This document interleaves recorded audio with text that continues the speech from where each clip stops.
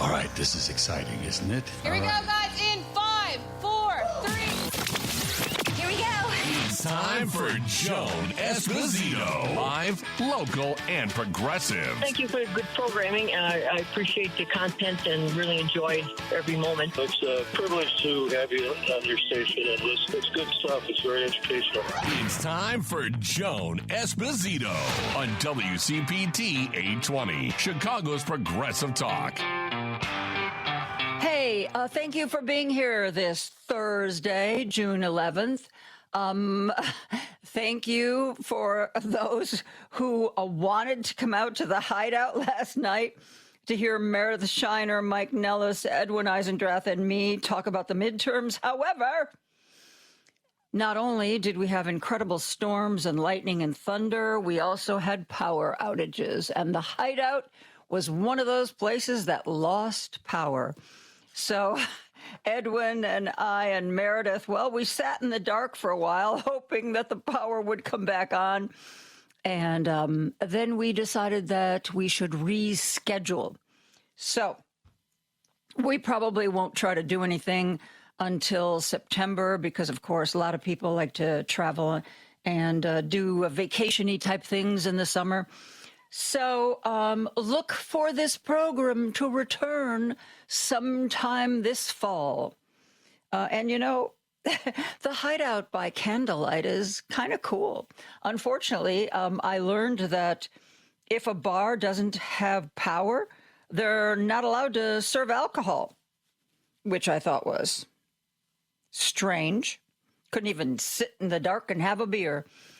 Anyway, thanks for everything, and we will get that back on the schedule. We really did have some incredible storms last night. It was wild.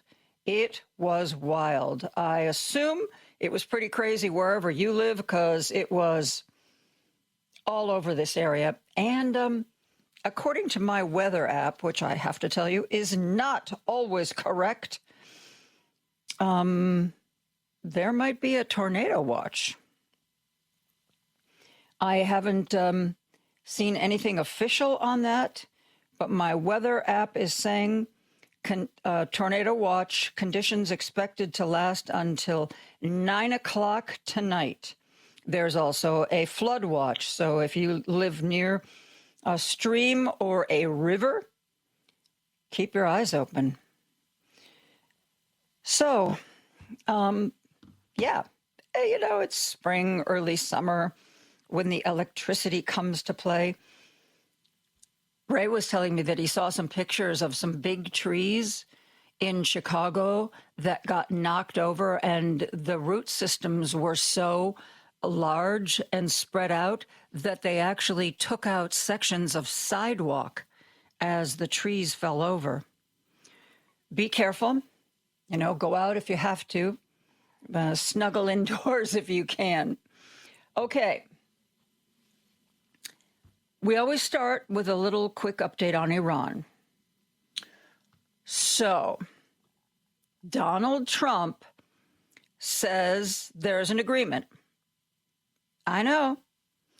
Turns out it's not like a deal or a peace. It's not like a formal document that everybody's going to sign. It's basically a memo of understanding. If you're not familiar with a memo of understanding, it's sort of like where everybody puts down on paper what they basically agree to. And then everybody says, okay, well, we got this. Now we're going to sit down and hammer out the details. Donald Trump said that there was going to be a big military attack tonight. He's already attacked Iran. And earlier today, CNN was reporting that, you know how our bombs are supposed to be like super precise, and, you know, you set the coordinates and the bomb goes where it's supposed to go and nowhere else. And remember, early in this conflict, we took out a girls' school and killed a bunch of children. And at first, Donald Trump said it wasn't us, it was Iran. Well, yeah, it turned out, as much as he didn't want to admit it, it was us. And then the explanation given was that we had old intelligence, that where the school was used to be part of a military base. Well, CNN was reporting this morning that with another one of our precision bombs, we apparently took out a facility that cleans water for drinking, a drinking water facility. I was listening to one of the military people that they use to explain these kinds of things, and he said that the only time civilian targets are all right to go after, because civilian targets are supposed to be off limits. Those are the rules of war. But the only exception to that is, he said, let's say there's a bridge. And yes, regular people use the bridge, but the military is also using the bridge to bring drones in. Then in that case, that bridge becomes a legitimate military target. How does a drinking water facility? I'm not sure how they can spin that, because it sure doesn't seem like a drinking water facility would be anything other than an attack on the civilian population, which of course would be a war crime. But you know what? What's one more war crime? But Donald Trump says a deal has been approved. And according to the White House, which of course lies to us all the time, more than 12 countries have signed off on this framework for a deal. Pretty much every country in the Middle East, according to Donald Trump, has signed off on this. Yes, they are on board with this. I hope it's true. I really, really, really hope it's true. And I have not yet seen a statement from the government of Iran. I'm sure that's coming shortly. And we'll see if they say there is a memo of agreement. Donald Trump is absolutely positive for sure that he's got one. He said discussions with Iran have been brought to the highest level of leadership and approved. Well, hope so. Hope so. And I wonder if there's any wording about the Strait of Hormuz, or if the Trump administration has just decided to look the other way and pretend that everything is as it used to be. He's certainly capable of that. We know that. So there you have it. According to Donald Trump, the Iran war is over. Or is this another one of his big announcements to get a boost in the stock market? You know, we've certainly seen that from him before, too. This is on the same day that oil execs have come out publicly and said, you know, you think gas prices are bad now? Well, let me tell you, they're going to get worse. Yay! And frankly, even if there is an agreement, by the time there's a formal document and everybody signs it, will the Strait of Hormuz be open? Donald Trump said that there's an agreement. He feels so comfortable about this idea of an agreement that he's calling off any more military strikes.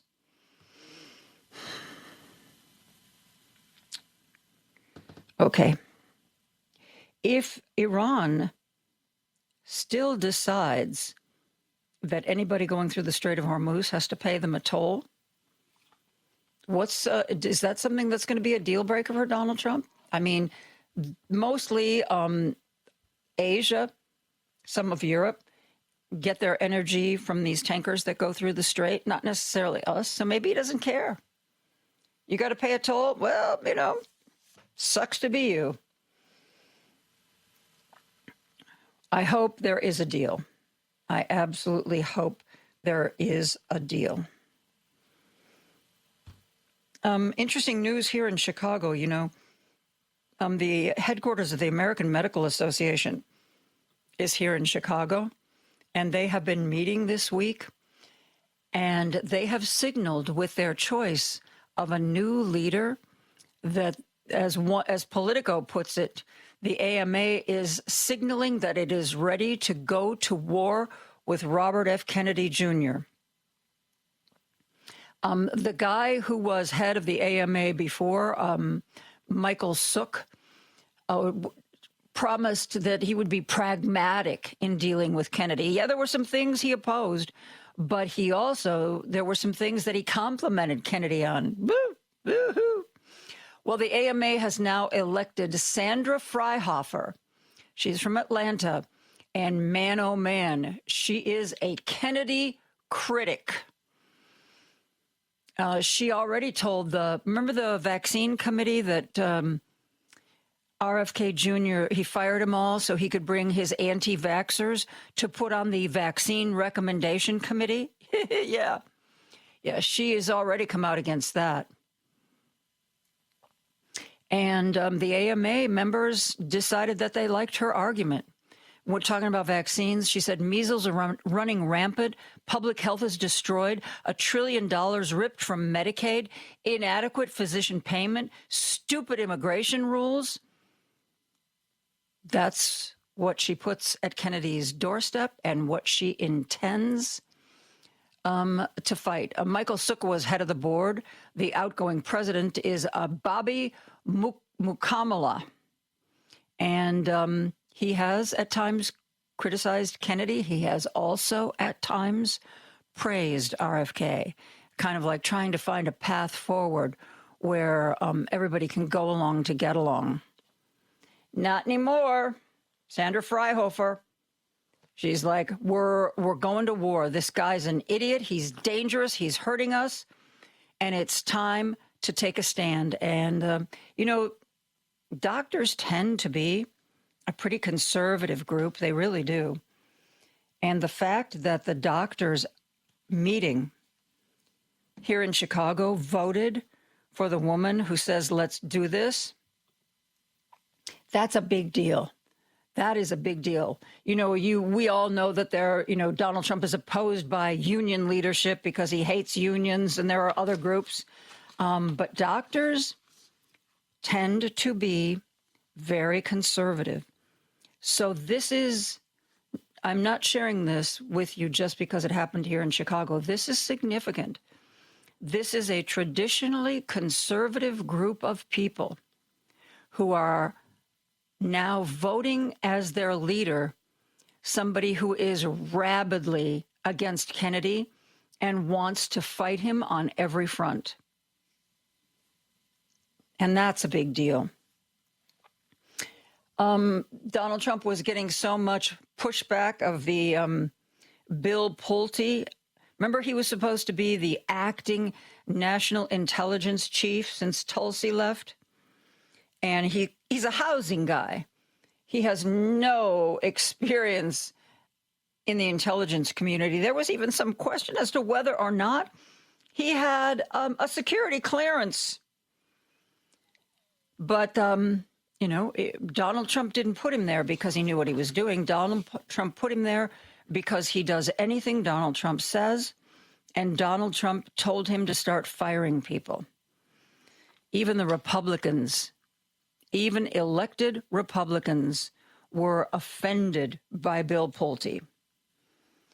So today, Jay Clayton was announced that as he's going to be the next National Intelligence Director. Of course, he has to be confirmed by the Senate.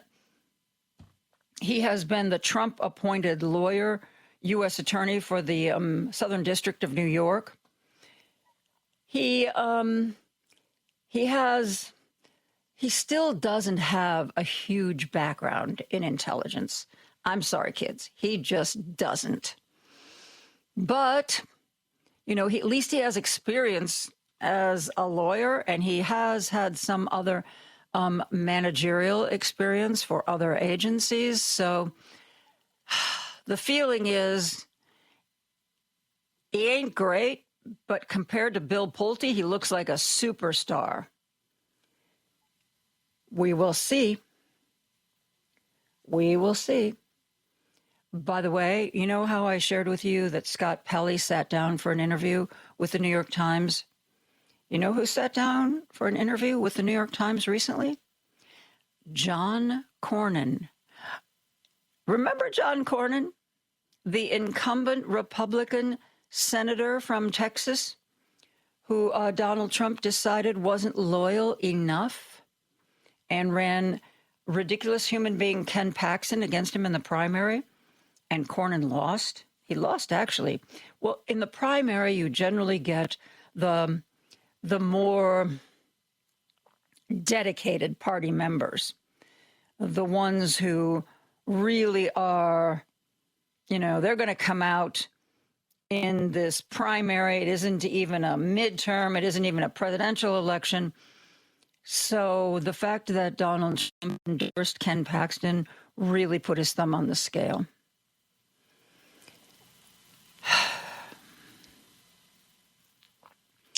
So, as one of the things John Cornyn said that I thought was interesting, he was talking about how Donald Trump on social media said, John Cornyn is going to be my friend for a long time to come.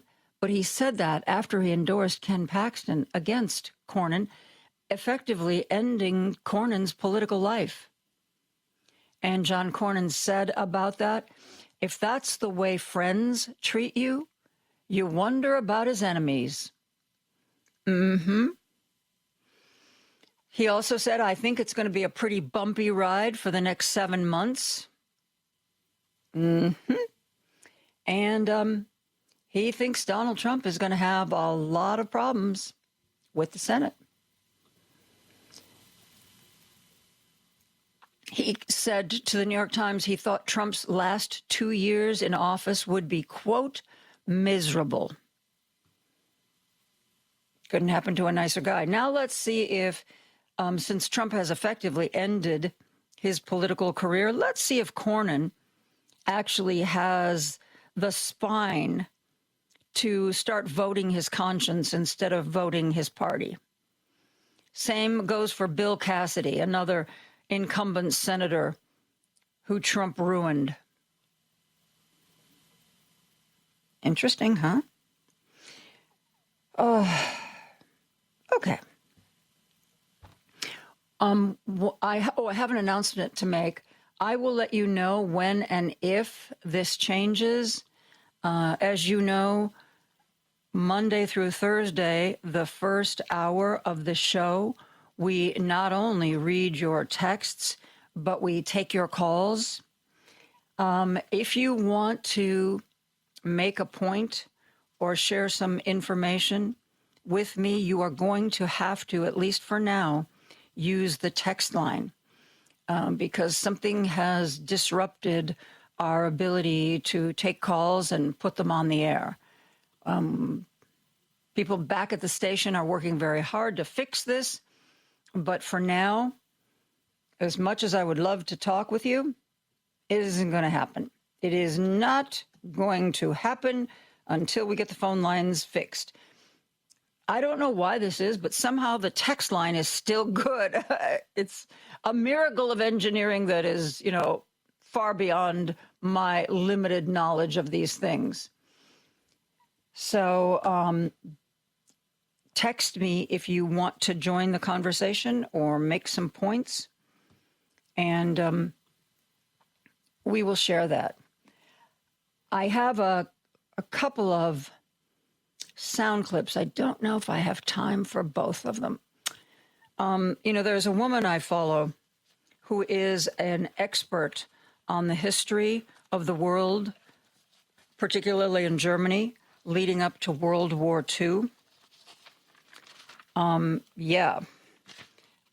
name is Amanda Dalton Bradford, and you can find her. I found her on Instagram, and she posts about everything going on in the world. She sometimes talks about writings that were published in the lead up to World War II and how they sort of foretold it. She recently She lives in Germany with her husband, and they were recently moving to another house. And she discovered that one of the people who showed up to help her and her husband box up all their stuff was a guy from Albania. And she said, as soon as I found out he was from Albania, I wanted to have a conversation with him. Because, of course, remember Jared and Ivanka, who fell in love with Sazan Island and wanted to build a resort there? And the Albanian people are still taken to the streets over that. She had a conversation with this Albanian guy who was working at her house, and he gave her some background on this island that she did not know. And so she shared it on social media. Listen to Melissa Dalton Bradford talking about the news about Albania that she heard from this guy who was Albanian and working in her house. Hello, my friends. This is an insider story that I didn't expect to be able to share with you today. Behind that door is a landscape of moving boxes. We are moving house. We're not leaving Germany, but we're moving house. And one of the men who's here that's helping us pack all these boxes is Albanian. So you can guess what I've been talking with him about for the last hour. Within 10 seconds, we were talking about the island of Sazan. Go back 2 reels ago, and I did an initial reel on the island of Sazan. But he told me something that I hadn't known. Growing up in Albania, the children and the teens, they learn about the island of Sazan specifically. Why would that island be so important to the Albanians? Well, as I noted in that previous reel, it is famous for having been an essential military outpost. It's geographically situated where the Adriatic and the Ionic Sea merge in a strait that's important, and so military leaders wanted to have that as an outpost. Beyond that, as I also mentioned in the last reel, it is full of bunkers. I only mentioned 3,600 that are sort of surface level bunkers, these cement mushroom looking bunkers all over the place, some also underground. But what my Albanian friend just told me is that that island is chock full of kilometers, level after level after level of tunnels and bunkers under the earth, entire cities, essentially, intended to house up to 300 families, he told me. They learned about this in school, that this was a place that would withstand nuclear attacks. And as outraged as he and his Albanian family are about the Trump-Kushner attempts to develop this into high-end real estate, that it was this pristine island that they just somehow happened upon, and that it's in the middle of this marine preserve. Beyond all of that, he said, Albania is a poor country. The Albanians will become the support system for this billionaire retreat. And he said, in the billionaire retreat, this is his wording, not my conspiracy theory. He said, that'll be where the richest of the rich can go to hide out when everything goes down. He said, that's what we know about the island of Sazan. When you mention Sazan, an Albanian knows that this is a safe place, again, floor after floor after floor of bunkers, kilometers of bunkers for the fortunate to hide out in the eventuality of a nuclear attack. Sometimes it's really good to move. You meet some interesting people. Yep, that is Melissa Dalton Bradford sharing with us that this is on island because it does have strategic military significance. Apparently, as she said, has kilometers and kilometers of underground facilities. She said basically a city underground. And you know, the reason why I think that she might be onto something, that Jared and Ivanka were not only going to sell this idea as a billionaire's retreat, but perhaps also a place where billionaires could be safe. Because a while back, Peter Thiel tried to do the same thing. He bought some land in New Zealand, and the house that he wanted to build was almost entirely underground. And he said, you know, he was going to go there like when the nuclear bombs come. And New Zealand, to their credit, said, no, you're not building that here. Now he's in Venezuela. You want to bet he doesn't have a bunker there? Okay, we are going to take a break. We're going to be back with your texts right after this. Chicago's Progressive Talk, WCPT Willow Springs, is powered by ComEd. Visit ComEd.com/facility assessment to learn more about energy savings. Joan Esposito, live, local, and progressive. Every weekday afternoon from 2 to 5 p.m. on WCPT 820. I want to add a little bit to the weather report you just heard. The National Weather Service has actually expanded the tornado watch. Not only does it now include parts of Illinois, but also parts of Indiana, Iowa, Missouri, and Wisconsin. This tornado watch, it covers 51 counties just across Illinois: Cook, DuPage, Kane, Lake, McHenry, Will. Severe storms are likely to come this afternoon, possibly starting as early as 3 o'clock. And there's also, in addition to the worry about tornadoes, they're saying we could, in some places, have hail up to the size of a tennis ball. Get your car in the garage or under an awning now, because hail that size, man, will take out your windshield. The wind is supposed to be gusting up to 80 miles an hour. I was sitting in the kitchen having some food today, and I looked out into the backyard, and some of the roof tiles were missing from my garage. And I was like, Ray, oh my God, we've lost part of the roof. So take this seriously, okay? Again, this tornado watch, remember there's a watch and a warning, and I know sometimes they get, a watch means conditions for a tornado are there or going to be there, so watch out. A tornado warning means that a tornado actually has been sighted or a funnel cloud has been sighted somewhere.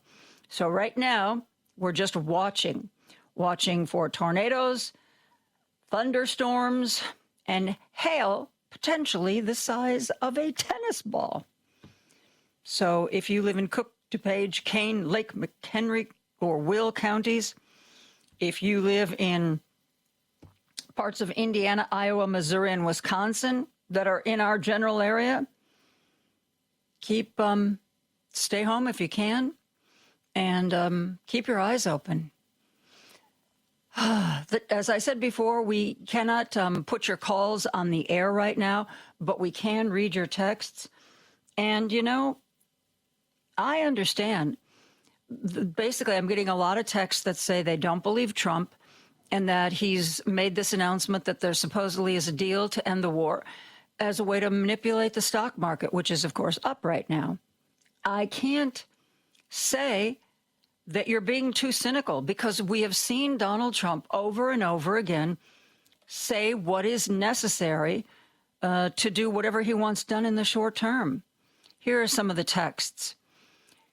So the latest market manipulation by the greedy grifter in sleep is again profiting a handful of insiders.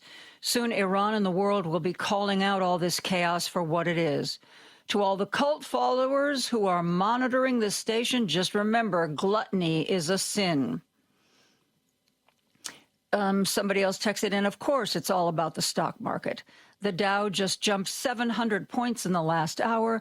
The stock market no longer reflects the health of the economy.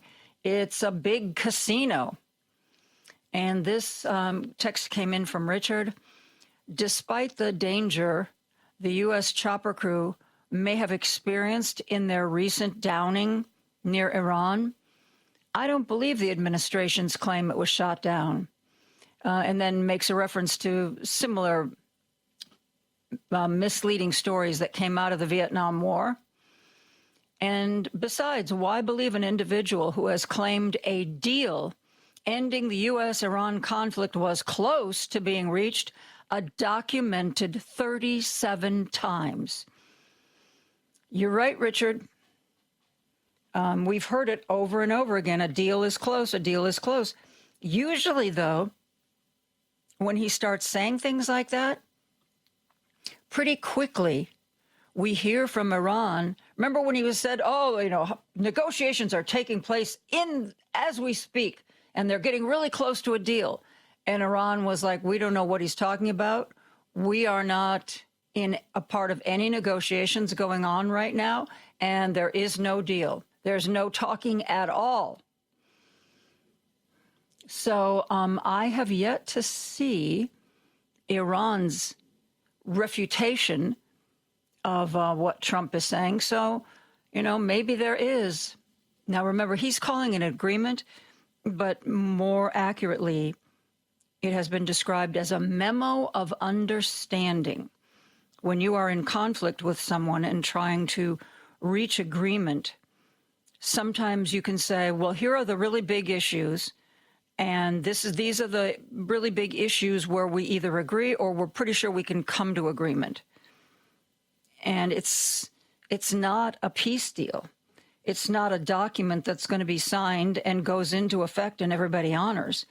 It's a document that says, yeah, we think we have, that little Venn diagram of life, we think that part where they overlap is getting bigger. Let's go for it.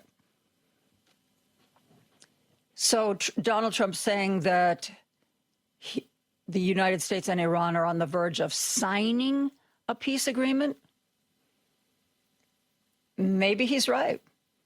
But I will tell you, an official peace agreement is a real serious step beyond a memo of understanding. And somebody was texting in about Jay Clayton. He is the U.S. Attorney for the Southern District of New York, a guy appointed by Trump. And Trump is now nominating him to be the permanent director of national intelligence. We had Tulsi Gabbard in that role. And supposedly she left because her husband got sick. And I'm not saying that's not true. But there was also some reporting that, she never wanted us to do anything militarily in Iran. She opposed that from the very beginning. And there was speculation that since Iran was going badly, that Donald Trump might take military action against Cuba. And some are saying that was a bridge too far and she just wanted out. Somebody texted in, hey, Joan, just because he's a lawyer still doesn't make him qualified to be the head of national security. And you are correct. And the fact that people are even looking at him seriously shows you how bad Bill Pulte was. If Jay Clayton had been nominated first, people would have said, well, he's a lawyer, but he doesn't really have much else going on. But now that we had this ridiculous human being, Bill Pulte, Jay Clayton is starting to look good to us. I don't know. Maybe, was that the plan? Is there a plan? Who knows? We are going to take a break. We are going to be back with more after this. Alexa, play WCPT. WCPT from TuneIn. Now back to Joan Esposito, live, local, and progressive on WCPT 820. By the way, CNN is now reporting that an Israeli source told them that Benjamin Netanyahu was really surprised when Trump announced that there was a peace agreement. Apparently, nobody sought his opinion or told him what was going on. Whoopsie, wait a minute. You're saying there's an agreement we've agreed to sign on to? First I'm hearing about it. We think, cross your fingers, we think we have the phone lines fixed. Let's see if Roosevelt from Chicago can talk to us. Hello, Roosevelt. Are you there? Hello. Can you hear me? Yes, I can. Wow, this is great. How are you? Fantastic. You guys get happy for the littlest thing. You got your phones back, huh? Yes, it's a good day. Hey, listen, I just got back. I got soaked. I went to Jules. I went to Jules to get some stuff, and I got soaked. But I need the exercise, and I had seen the thunder and lightning and the whole shot. Is it really bad where you are? Nah, not really. But I saw trees. I mean, tall trees behind garages. oh my God, they were down over the garage. So hopefully nobody got hurt. You know, that's the scary part is, it's not necessarily, I mean, you can stay inside your house and get away from the rain and the lightning and the thunder.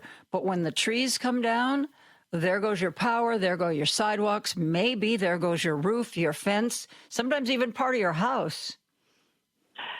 Mm-hmm. Hey, Joan, I wanted to talk about two things. First of all, I want to talk precisely about what you were talking about.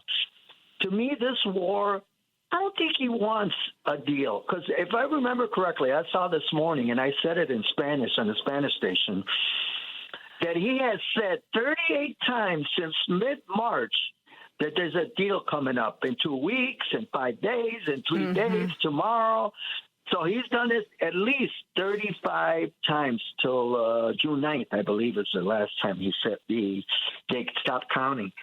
So I think it's a market manipulation. This is the way I see it, Joan. He's basically paying off some of these guys that either gave him money or I think it's exactly that. He's paying them off by manipulating the markets.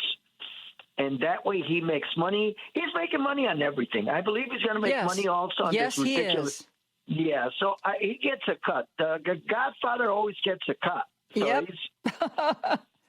So that's one of the things I wanted to talk about. The second thing is, I don't know if it was, I told Lady B, I don't know if it was yesterday, the day before yesterday, you were asking for, or you were, I couldn't get through, about nicknames for Trump when he fell asleep. What the What's name yours? I got a perfect one in honor of Mexico, because Mexico's playing today for the World Cup.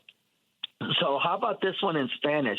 Don Dormilon, or like Don Perignon, like Don Julio Tequila. Remember he used to sell vodka, Trump vodka? So I don't remember that. Yeah. But... Oh, yeah. He sold Trump vodka. I recommend you look into David Letterman interview with him where he was showing off his ties, and David Letterman told him that everything was made in China. Mm-hmm. And there was such a thing as look it up. In the mid-'80s or early 90s, he had Trump steaks, too, come to think of it. I remember Trump steaks. I remember Trump. There was Trump water for a while. Yeah, I mean, Trump let's water. face it. He's tried to sell anything and everything that he thinks he can get away with. I don't think I'm mistaken on the Trump vodka, but anyway, how about a tequila named after him for falling asleep? It's literally translated to sleepyhead in Spanish. Don. That's pretty Don good. Dormilon. I send it to you. Yes. It's got an accent on the O. And, like Don Perignon and all those drinks that have a D-O-N on the front. Yep. So Earlier in the week, I was asking for suggestions, and I got Drowsy Donnie, Dozy Don, The Nodfather, Dreamy Don, Orange Dream, Narcoleptic Nincompoop, Rumple Trumpkin, Dozer the Dozerian, Sleepy Don, Snoozy Snowflake, Commander in Sleep. So I will add yours, Roosevelt, to the list. Yeah, it's a wild one. I know it's a wild one that it's in Spanish. It's like I said before. It's perfect in Spanish because Dormilon means you nod, you fall asleep. You know, your head bows down. It's literally translated in Spanish as that. Well, thank you, Roosevelt. I'm glad you hung on. I'm glad you got through. Good to talk to you. Same here, Joan. And, let's keep up the good work. And we got to go with, Epstein, the Epstein files, Joan. Don't forget about those. I will not forget about them. I'm going to take one more call, and then I actually have Caitlin Collins from CNN interviewed Marjorie Taylor Greene, and Marjorie Taylor Greene kind of let loose about the Epstein files. I am going to take another call, and then I'm going to play that. So thank you for that reminder, Roosevelt. I appreciate that, Joan. Nice talking to you again. You too. Have a good night.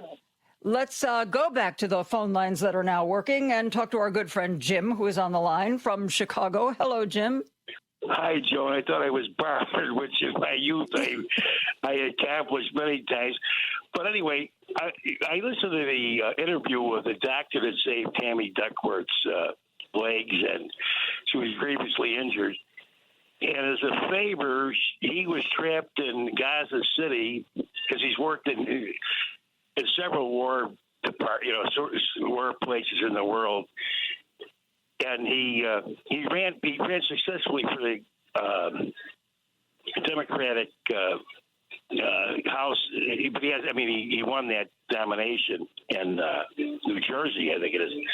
But anyway, he described the insanity in Gaza City, as a doctor, and that, he couldn't believe his eyes, and he couldn't get out of there, and it continues, and he said that naturally I'm not going to get any APAC money, that's for sure, and.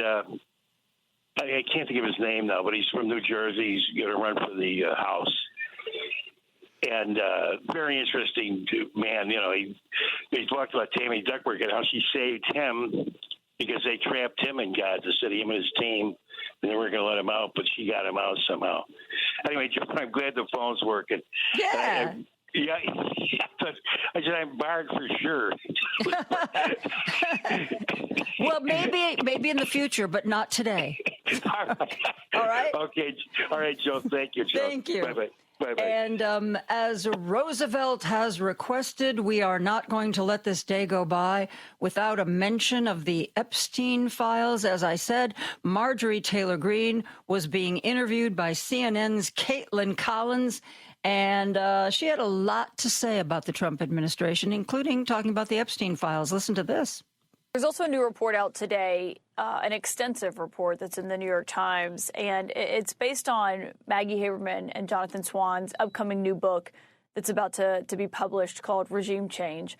And they write in this new report today about how the release of the Epstein files, debating over how to handle Jeffrey Epstein, basically paralyzed the White House. And there were meetings in the Situation Room even where obviously, of the utmost national security concern, meetings pertaining to that happened.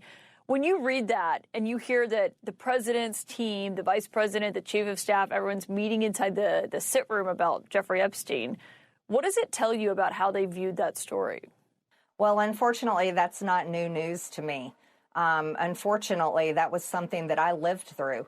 I watched the Speaker of the House shut down the government and keep the House completely out of session for 8 weeks in the fall of 2025, simply because he was under orders of the president and his team not to do anything in the House of Representatives because they were doing everything they could do to stop that resolution from passing the House.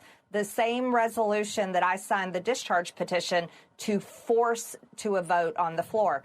I'm not surprised by this news, Caitlin, because I also had a very uncomfortable phone call with the president before the release of the Epstein files, where he told me that his friends would get hurt if the files were released, and I'll never forget that. I'll also never forget the text message he sent me when I told him that my son's life was being threatened because he was calling me a traitor because I fought to release the Epstein files, where he told me that I deserved it.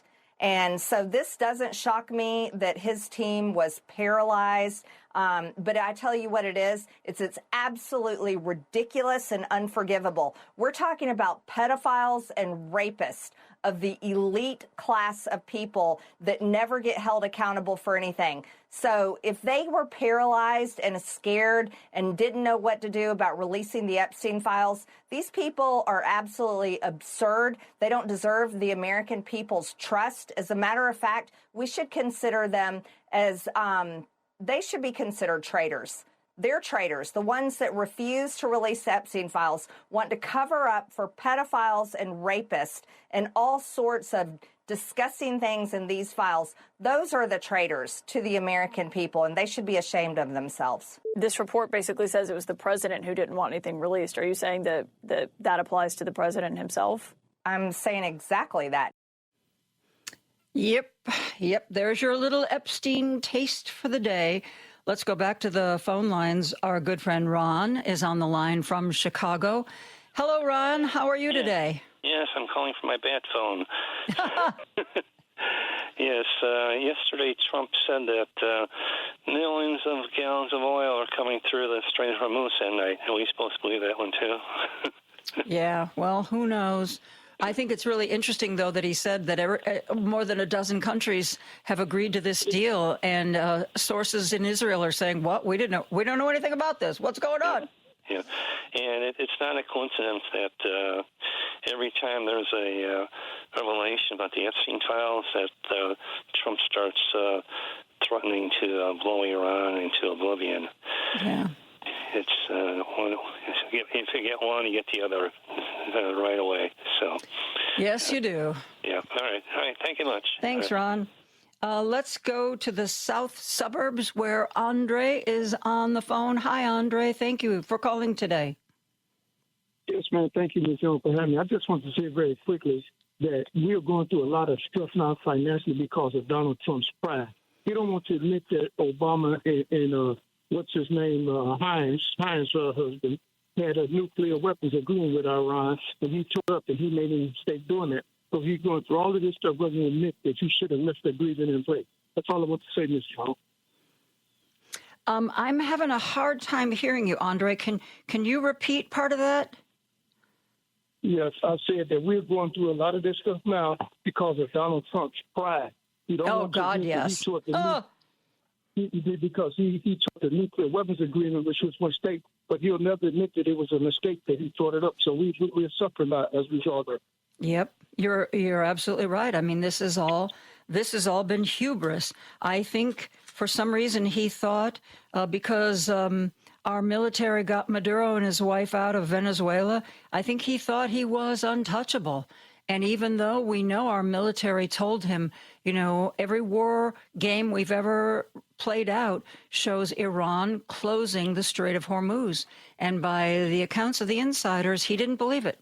I don't think they'll do that. I don't think that'll happen. And so he was wrong, and here we are. And I hope to God he's not walking us down a garden path with this talk that there's a deal. I really do. I hope it's over. Yeah. The only deal is in his mind. I don't think it's a physical deal. He convinced himself that it's a deal. Yep, I agree. Thank you, Andre. Good to talk with you. Got this text about this, whether or not we can believe our president. Trump spoke the same way when he went to China. He said there were big, productive conversations going on, very successful. The Chinese said nothing. They know him. We all do. He will lie even immediately after speaking with you face to face. Dictators always create their own reality. That is very sad, but very true.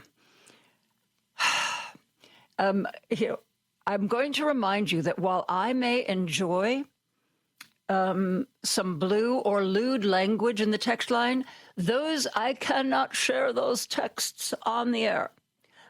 Okay? It doesn't mean personally they don't give me a chuckle. Yes, Greg from Lake in the Hills. Yes, it is working. The text line is working. Send me something real quick before I have to take a break for news. Oh, we have a new name for Donald Trump. Sleepy Trader in Chief. Sleepy Trader in Chief. That's that. I'll have to add that to my list. Sleepy Trader in Chief. Well, there was something that I was going to share with you from Hakeem Jeffries, but we have been chatting a little too long and have run out of time. So we are going to take a break for news, and when we come back, we are going to talk about the results from a number of primary elections across the country that took place this week. We are going to be talking with a senior political reporter and editor for Heartland Signal, Aaron Kleinman. We will be right back with Aaron and all that information. Nancy Mace, that's a name that's going to come up. Yes, looking forward to that one. We'll see you right after the news.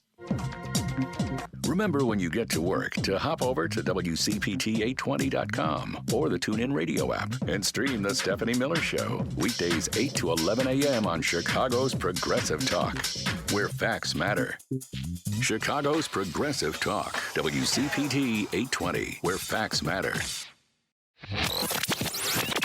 time for Joan Esposito. Live, local, and progressive. Joan, as always, exceptional work from you from, your TV days all the way up to today. You're truly exceptional, and thanks for this great show you have. It's time for Joan Esposito on WCPT 820, Chicago's Progressive Talk. There have been a number of interesting primary elections recently. Some interesting people won, some interesting people lost. One of the people who we weren't sure was going to win was Graham Plattner in Maine. Graham Plattner has had a lot of negative stuff come out about him. His rival for the Democratic nod, Janet Mills, had put her campaign on hold, but liked to remind people that she was, wink, wink, nudge, nudge, still on the ballot. Graham Plattner won, and won decisively. Listen to part of his victory speech here, where he talks about not being a senator that people can buy. Every day, I wake up and I try to be a little bit better and a little bit kinder than I was the day before. And if you give me the chance, I will be a senator for the people who cannot afford to buy a senator.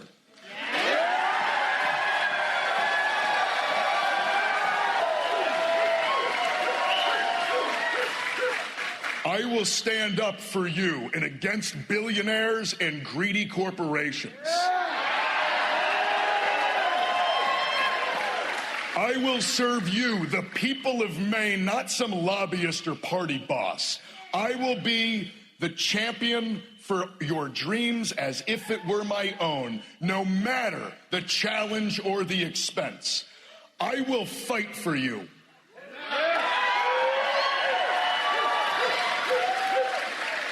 I have been willing to die for my country. There is nothing that I will not do for the state of Maine.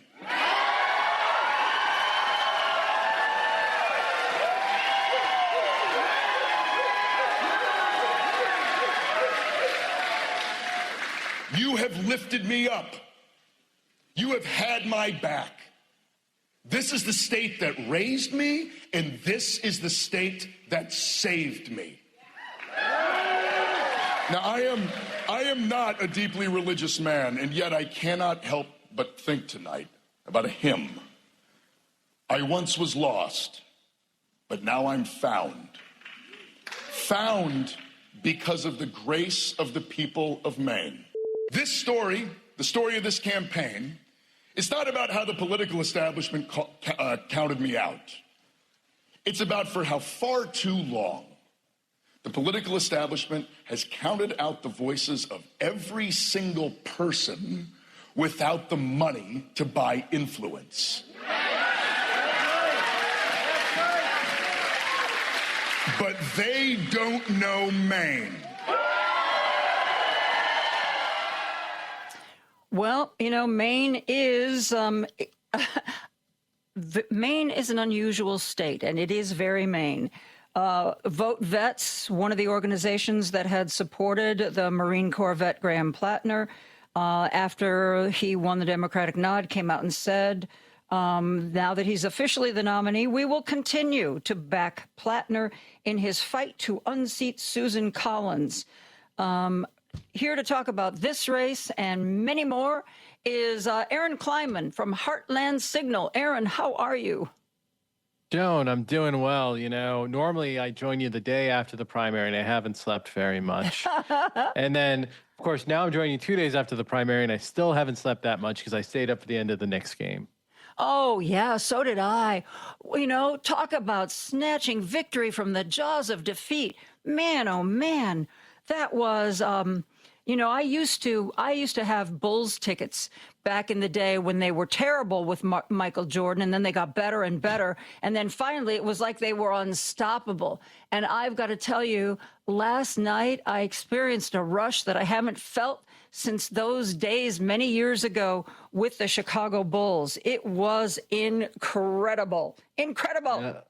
The New York City was electric. I was watching the game at home, and I have YouTube TV, so there's like a few seconds delay, and so I could tell what was happening based on the screaming outside my window, and then I would see it happen. So it was actually pretty wild to watch in real time. But yeah, up late on that one, and Donald Trump obviously cost the Knicks Game 3, prevented the sweep. Yes, Things indeed. were looking really bad, but then the Wu-Tang Clan performed at halftime, and they are like sage for Madison Square Garden.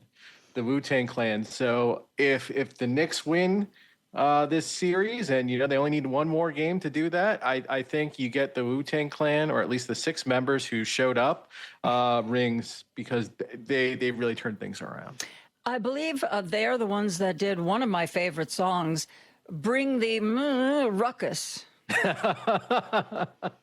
I've always told Ray that that's my theme song. Unfortunately, I can't play it on the radio, but I love that song. Yeah, they don't translate as well with their radio edits. Folks, you're just going to have to... I have Kobos instead of Spotify, so you guys should check them out on Kobos, everyone. Joan and I can't say the lyrics here. Yeah, no, you can't even say the title of the here. I saw this post today, Aaron, and I wanted to read it to you. This was a repost by somebody I follow, so I'm not too familiar with the guy who posted this, but I thought this was just on the money. This year, Janet Mills pioneered an experimental campaign strategy of announcing a candidacy, campaigning lethargically, dropping out, then subtly hinting that she is still on the ballot, but not officially running. Is that an experimental campaign strategy? If you look at the Maine Senate campaign, so there was a poll done right before the primary. It showed a generic Democrat beating Susan Collins 55-45. It showed Janet Mills beating her 52-48. It showed Graham Plattner beating her 51-49. And it's one of these things where it's like, where's this mythical generic Democrat? Where can I find them and run them for office and have them beat? But that's not what was offered up. Plattner, he got in. There was a major, marketing and consulting team behind his candidacy that really took off. And to his credit, he really barnstormed across the state constantly. I think that when you talk about his campaign, we get caught up in kind of the online discourse around him. But if you're actually in Maine, that this guy was just everywhere for the last year. But the people who kind of put him forward and marketed him as the next Democratic candidate didn't really vet his background and found and I don't want to rehash everything we know about the guy, but he's led a very colorful life. He's kind of an adventurer. He's an adventurer, and he's left, he has some, there's some serious problems with kind of things he said online, potentially with how he's treated women. And, it really kind of, and of course he has a tattoo of a Nazi symbol. I'm Jewish. I wouldn't have been able to identify that as a Nazi symbol, but then, you find out he knew it was a Nazi symbol and kind of didn't really do anything about it. He thought it was kind of just edgy and cool. Michelle Goldberg in the New York Times, actually, she went up to Maine and she said, this guy really isn't a racist. You see kind of even the problematic things he said in the past. There's not racial undertones to it. There's not bigotry in it. He's just kind of like an edgelord. He spent a lot of time in the Marines. He's kind of an adventure seeker, and unfortunately, that manifests itself in these types of behavior. And he claims he was drunk when he got the tattoo. Well, I've been drunk before, and I don't have any tattoos. So it's possible to get drunk. Well, me neither, but I've never been a Marine, so I don't know if that's different. Yeah, but I think the last decade or so, has kind of forced me to have some humility about, my preferences aren't always the preferences of other voters, including ones that I agree with on a lot of stuff. And I think that's the lesson from his campaign because, Chuck Schumer heavily recruited Janet Mills to come in, even though she really didn't display a lot of enthusiasm for the race. But he likes people that are proven statewide winners. Mm-hmm. But again, she had a bad relationship with labor in her state, and so even if you're recruiting her to get in, that just kind of swung labor toward Plattner. She wasn't a very energetic campaigner. She had a lot of gaffes herself. She has after 2 terms as governor, she has kind of a track record that people can seize on. And unfortunately, there were some other kind of compelling candidates in this campaign. And so when the oppo hits started coming on Plattner, it would have been nice to have kind of a third option there to be the non-establishment pick, but they had gotten driven out of the race. I thought it was interesting that Chuck Schumer basically recruited Janet Mills. And yes, she had some popularity as governor, but, one of the big arguments, he may not understand this, one of the big arguments against Susan Collins was she's been there too long, she's too old, we need somebody fresh. And Janet Mills is older than Susan Collins. And I don't think Chuck Schumer understood exactly the kind of candidate who could upset Susan Collins. I was really worried that if Janet Mills ended up being the nominee, we'd have Susan Collins in the Senate again. Yeah, but though I would say also though that his strategy has worked elsewhere. He recruited Sherrod Brown in Ohio this cycle. He's up 8 points in a Fox News poll that shows him basically favored to retake an Ohio Senate seat. Roy Cooper in North Carolina, another 2-term governor, been around the block for a very long time.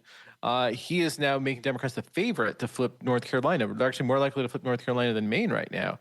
Mary Petlola, she'd won statewide in Alaska. He recruited her to run for the Alaska Senate seat. It really puts that seat on the map too. He's actually had a pretty good track record recruiting statewides to run for But none of those people are 78 years old.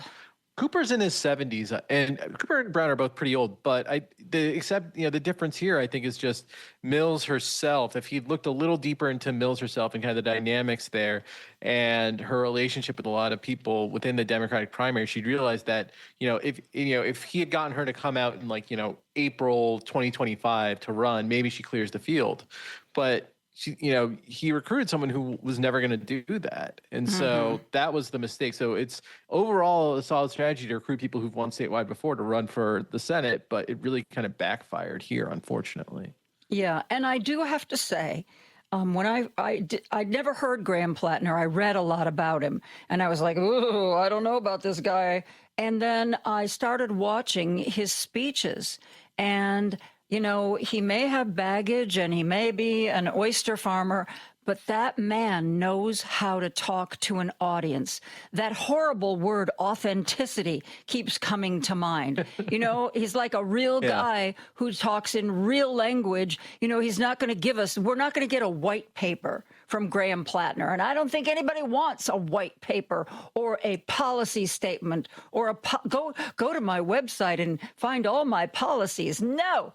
I got to tell you, he said the things that as a voter I would want to hear. And, yes, he definitely had some serious baggage. I'd say at least 3 or 4 suitcases.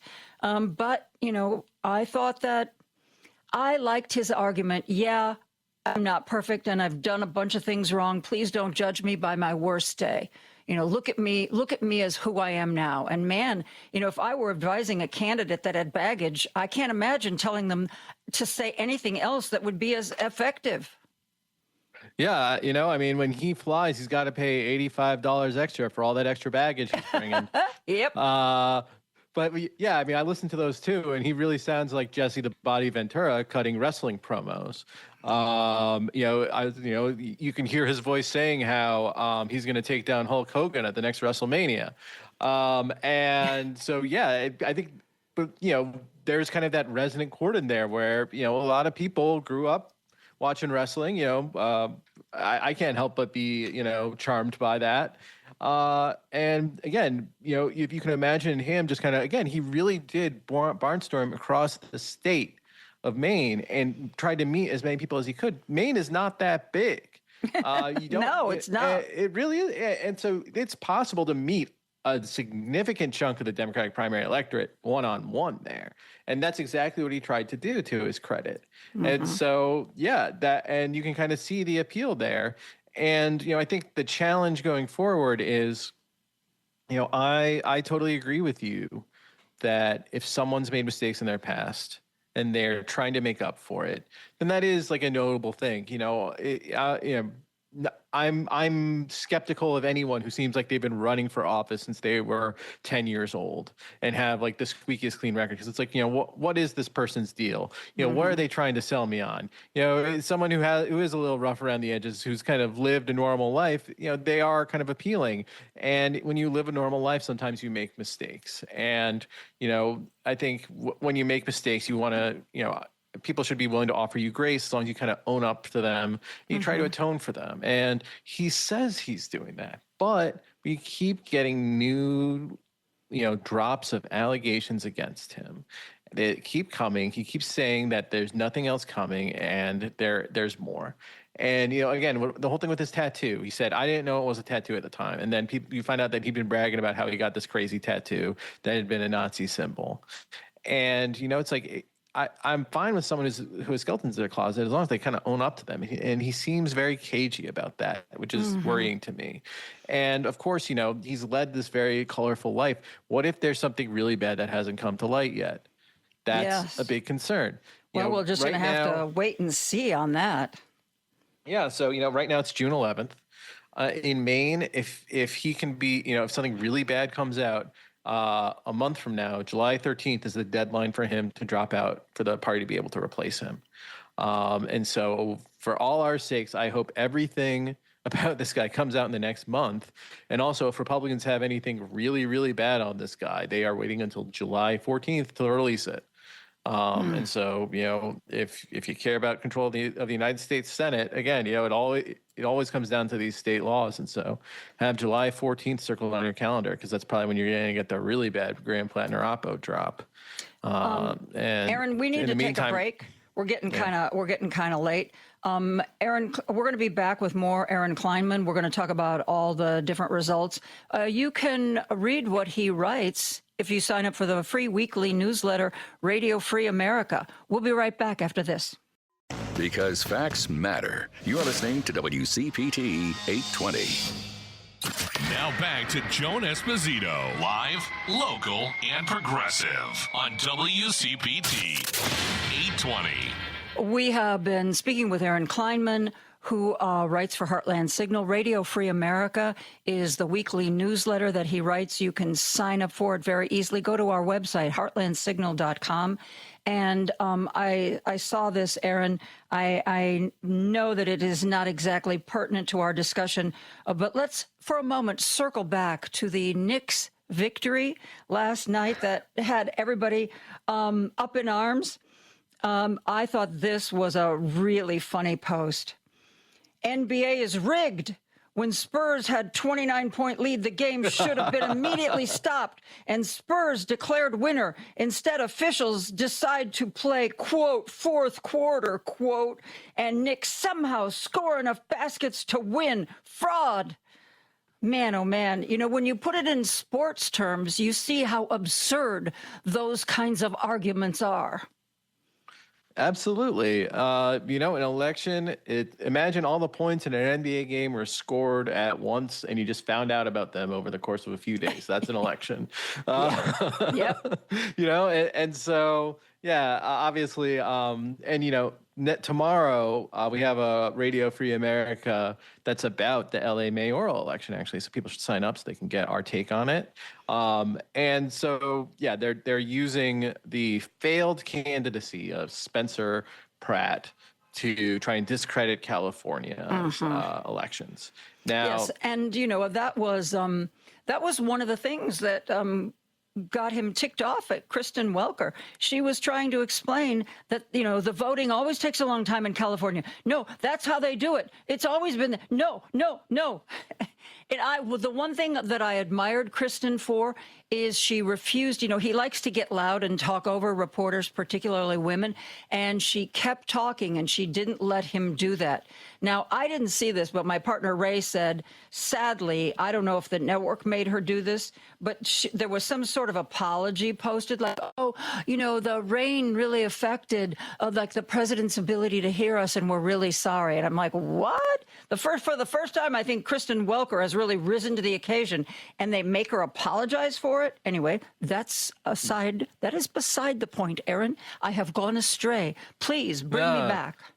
No, it is ludicrous. And, California, there are reforms that they can adopt at the state level to help them count votes faster. It's mostly about money. It's about having enough people at these huge, like there are more people in LA County than there are in like 30 states or something. And so it's just, they need the people, they need the bandwidth to be able to process all these things faster. That's a big part of it. And so ultimately it's, California can count faster. They need more money to do it. Nothing's free in this world, but I think it is getting to the point where California does need to be like, all right, we are giving fodder to too many loonies, and we do take longer than every state. Let's see if there are ways we can count faster. And I think that's the way to go about it. What they do, though, is the way they count and they verify the signatures. They basically count so slowly, but because they check everything, which means that their results are far, far less likely to be challenged. And I'm okay with that. Me too. But there are maybe things like kind of in terms of, pre-canvassing ballots that they could do, other ways to kind of encourage drop-off voting instead of mail voting, which makes them easier to count and kind of get into one place. There are kind of policy interventions that won't infringe on people's ability to vote. They could take to make the count go faster. And, maybe in the long run, they end up being helpful. So, I know that it's like a bad faith argument that's coming from, but in politics, you can't get far if you just ignore the bad faith arguments because they're just going to fester. So, California, it might be time for them to shut all these people up. There are a few easier forms that they can take, allocate more money for it. But in any event, yes, Spencer Pratt was never going to be the mayor of Los Angeles. He got 25.5% in a city where Donald Trump got 26.5%. What were people expecting? There's no fraud in that happening. Yeah, I agree. By the way, I was just sent a link to a clean version of Wu-Tang Clan. It's called Bring Da Ruckus. And I was going to have Lady B play some of it, but I don't think that the person who posted this has any rights to the song. I think that they just, on their own, decided to clean it up. So if you're not familiar with Wu-Tang Clan, have some fun on YouTube or, Apple Music or wherever you get your songs. But I swear to you, the day I decide to leave radio, that is going to be my swan song. Oh. I'm going to burn the house down on my way out, Aaron. Joan's telling the station manager, you got to keep her on board or she's going to lose your FCC license. Aaron Kleinman and I are going to be right back after a break. Chicago's Progressive Talk, WCPT Willow Springs, is powered by ComEd. Find rebates and discounts on energy-efficient products at ComEd.com/home savings. Joan Esposito, live, local, and progressive on WCPT 820. I'm joined by Aaron Kleinman. He writes for Heartland Signal. He's one of our politics experts, and he writes a newsletter called Radio Free America. Go to heartlandsignal.com and you can sign up for it. We have been talking a lot about what happened in Maine. I will tell you the other thing that brought joy to me, put a song in my heart, was Nancy Mace. For those of you who don't remember Nancy Mace, she was the one that liked to do a bunch of videos in front of bathrooms because she wanted you to be afraid that maybe a trans person would walk into your bathroom, and then what would happen? Dogs and cats would start living together and the world as we know it would end. Yeah, she got trounced. Can you tell me more about her defeat? South Carolina, it was time for them to put forth their Republican gubernatorial nominee. There were 5 serious candidates.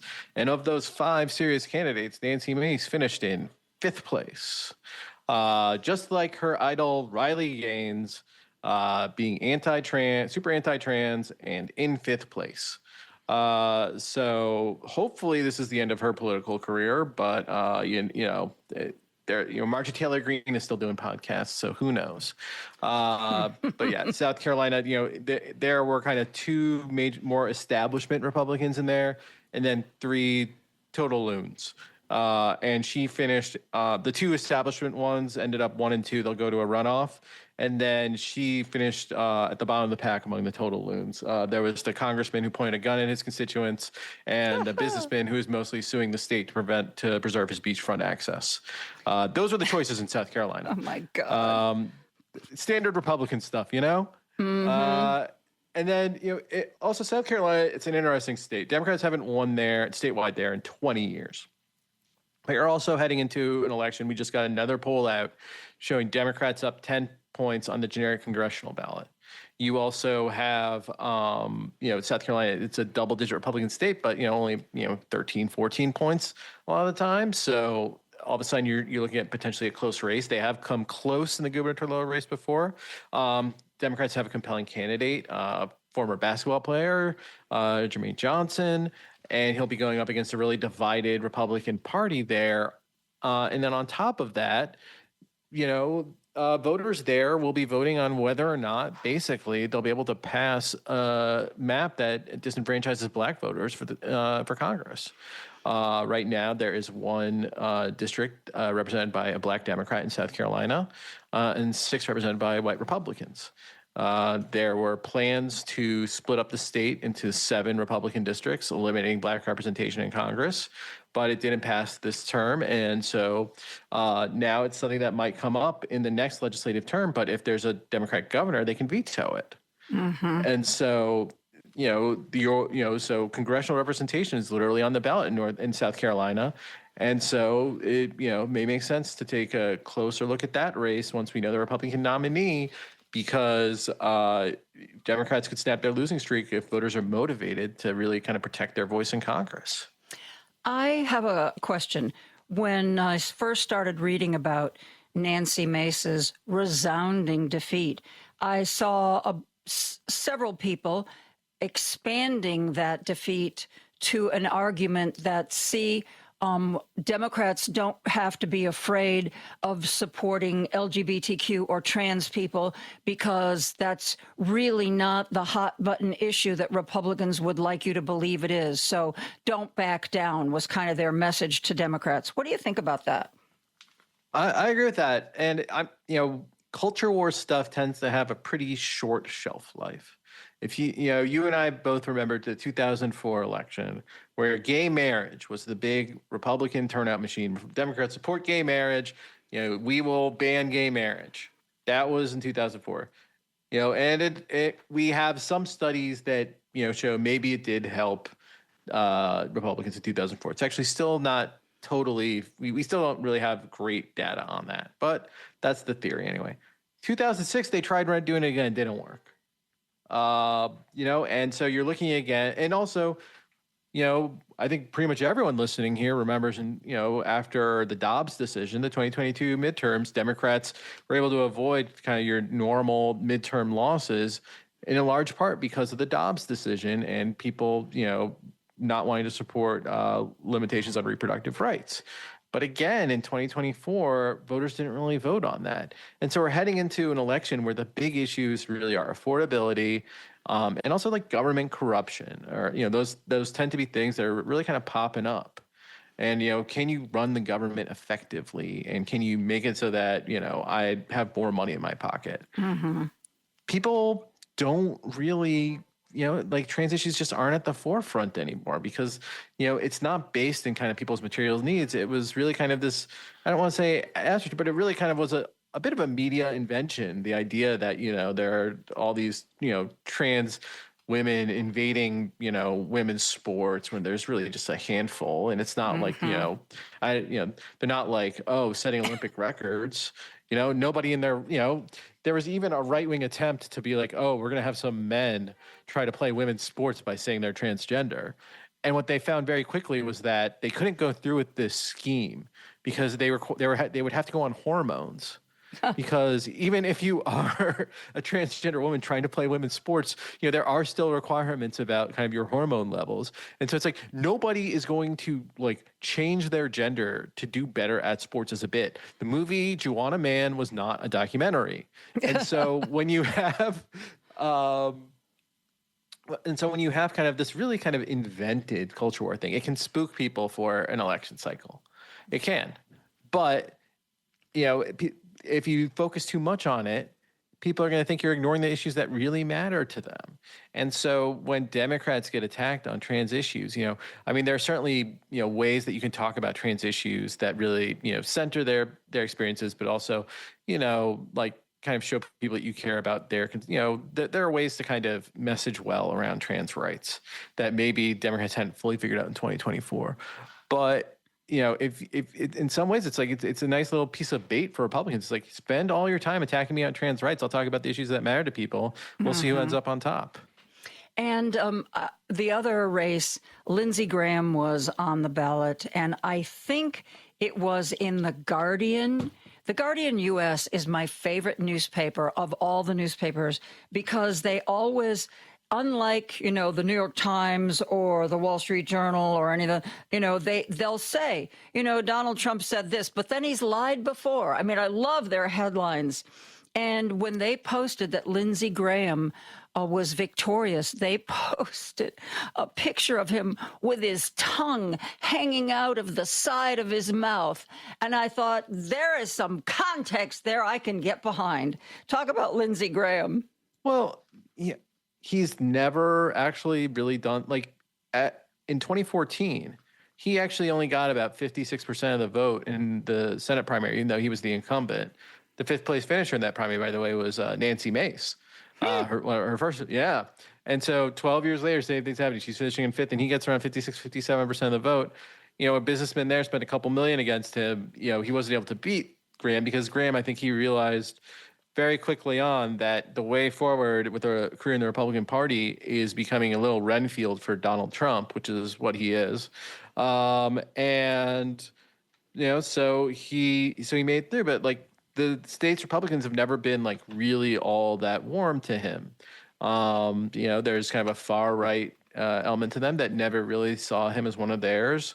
He was allied with John McCain for a long time. He's very anti-Trump when Trump first got on the scene.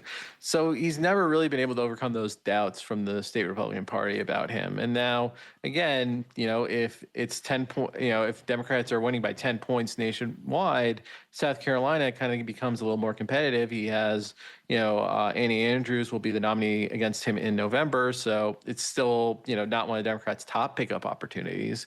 But, in a real landslide year, if the Strait of Hormuz is still closed, if gas is all of a sudden not $5 a gallon, but like $6 a gallon, maybe that's curtains for Lindsey Graham's political career. I have a question. Lindsey Graham, as you said, used to be best friends with John McCain. Lindsey Graham used to not be a supporter of Trump, used to be a critic of Trump. And yet Lindsey Graham still at this time seems to be somebody in the Trump fold. Maybe not the inner circle, but certainly in the fold. John Cornyn stepped out of line once and trying to make up for it, voted with Trump all the time, was trying to name things after Donald Trump. Why was Lindsey Graham basically pardoned by Trump and John Cornyn not? I think John Cornyn had supported Trump, and again, very kind of totalitarian state, one party rule type of fealty to Trump. But his opponent in that primary, Ken Paxton, was basically the head of the movement to overturn the 2020 election, within the courts at least. It was the case that went to the Supreme Court trying to throw out Pennsylvania's election results. He was the plaintiff there. So he, Cornyn, had maybe wavered on stop the steal stuff. And so that was it. That was what Trump cared about. And just, so Graham never faced kind of an opponent that had such kind of bona fides with Trump as Cornyn did. And there was actually a book out kind of about the 2020 election and the aftermath. And, there were stories about Graham kind of afterward when all the senators are meeting about what happened. And, Graham's like, I can't believe what happened here. This was a travesty. Who knows who's at fault here? And then Sherrod Brown, he has this like gravelly voice, and apparently he just goes to this room full of senators. He just goes, "Oh, shut up, Lindsey." Okay. All righty then. Well, I've got my question answered. Aaron Kleinman and I are going to take a break. We will be right back after this. Hey, Google, play WCPT. Streaming Chicago's progressive talk from TuneIn. Hey, it's Joan Esposito. I want to tell you about 120 Life. 120 Life is a drink made with ingredients that help support healthy blood pressure. My mom struggled with high blood pressure for much of her adult life, and for many of us, high blood pressure runs in the family. 120 Life is a great-tasting fruit and vegetable drink designed to improve your blood pressure. Put it to the test for a couple of weeks. Check your blood pressure, see if it works for you. Some people reported results in as little as 2 weeks, and I've been enjoying 120 Life because I love fruit drinks. To try it, go online to 120life.com. That's 120life.com. If your high blood pressure doesn't come down in 2 weeks, you can get a full refund. And you can get a 20% discount. Use the code JOAN, Joan, for 20% off your order. These statements have not been approved by the Food and Drug Administration. This product is not intended to diagnose, treat, cure, or prevent any disease. Don't turn that dial. Joan Esposito, live, local, and progressive, returns right now. A fair balance where the facts come out. On WCPT 820. Aaron Kleinman is a senior political editor and reporter for Heartland Signal. He writes a newsletter that you can sign up for. It is called Radio Free America, comes out about once a week and focuses on all of the, as he puts it, fights, deals, and decisions that rarely make national headlines. We are here talking about some of the primaries that have happened very, very recently and what, if anything, the results mean. Let's look at Nevada, if we could. Yeah, Nevada, so there were a bunch of primaries on both sides. On the Republican side, the main one was for the 2nd Congressional District. And for those of you who don't know Nevada, there are, 3 congressional districts, for the most part, based in the Las Vegas area, and one that's based in kind of rural Nevada and the Reno area. And the one in the rural Nevada, Reno area is very proud of the fact that they are not part of the Las Vegas metropolitan area. And historically, the part of Nevada outside of the Las Vegas metropolitan area has been able to elect a congressman from that area. So naturally, Republicans for this seat nominated a candidate who lives in Las Vegas. Oh. And so, you have the city of Reno, which is, kind of purplish historically, but maybe trending more Democratic now, especially as there are rebounds with Latino voters. And then you have rural Nevada, which is ruby red, about as red as anywhere can get. But they might be a little miffed that there's someone from Las Vegas with the Republican nomination running for the congressional seat that they've traditionally held. And Democrats have a compelling candidate, Teresa Benitez Thompson, a former Miss Nevada. That's how deep her roots are. And so that might be a race to watch because Republicans really nominated someone, and again, it was a Trump endorsed candidate. Trump endorsed this guy over, someone who's from kind of cattle country out there. And, we'll see what happens there. But it's, Trump won the seat by, I think, like 13 points. But again, with polls showing a Democratic plus 10 electorate and Latino voters in particular moving toward the Democratic Party, keep an eye on Nevada's 2nd District.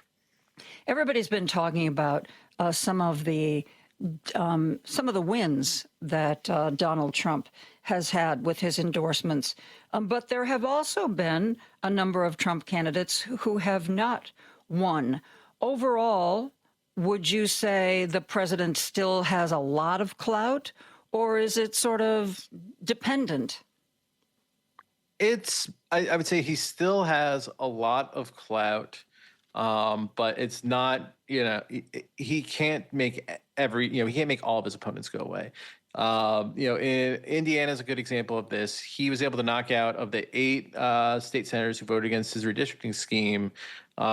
He knocked out, I think, 6 of them, with one coming very close to being knocked off as well. And kind of the most popular one of those 8, he wasn't able to knock off. So, it varies kind of how much, he definitely will get you at least a few percentage points, double-digit percentage points in a primary against an opponent. But if that opponent is well established, there's only so much he can do. But yeah, if he endorses against you in a Republican primary, watch out. You're probably the underdog. And a lot of that, I believe, is because it is generally the more passionate, shall we say, party folks come out in primaries. I mean, we have always talked about, we've got to figure out how to inspire people to come out for the midterms. And the primaries are even lower on the totem pole than the midterms. So generally, you get the real serious party faithful. And these days in the Republican Party, that means you get a lot of Trump supporters.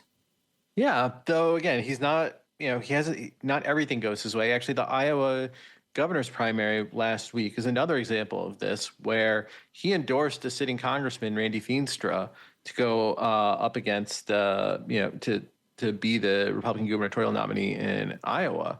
But Feenstra has always kind of been a lackluster campaigner. He's really kind of been kind of a party insider who never really built his own network of support. And he was up against a very, kind of a Maha-aligned activist who, as it turns out, really isn't from Iowa and most spends most of his time in Kansas. Okay. There's a bit of a trend there in the Republican Party these days. But that trend also, I think, is kind of evidence of how they're increasingly disconnected from their communities, and they're just kind of like living online and living in these kind of crazy activist circles. And at some point that'll start costing them in elections. And so you look at, again, Nevada's 2nd congressional district, if you look at Iowa governor's race, where I think there was a poll out showing Democratic candidate Rob Sand up 9, I think, in that, maybe they'll start seeing this kind of reflexive backing of people who just are within the movement, but not necessarily tied to the places where they're running. That might start backfiring. We'll know more in November. But yeah, the people who show up in the primary, they can have very idiosyncratic views, very outside of the mainstream views, very plugged into activist circles in a way that regular voters aren't.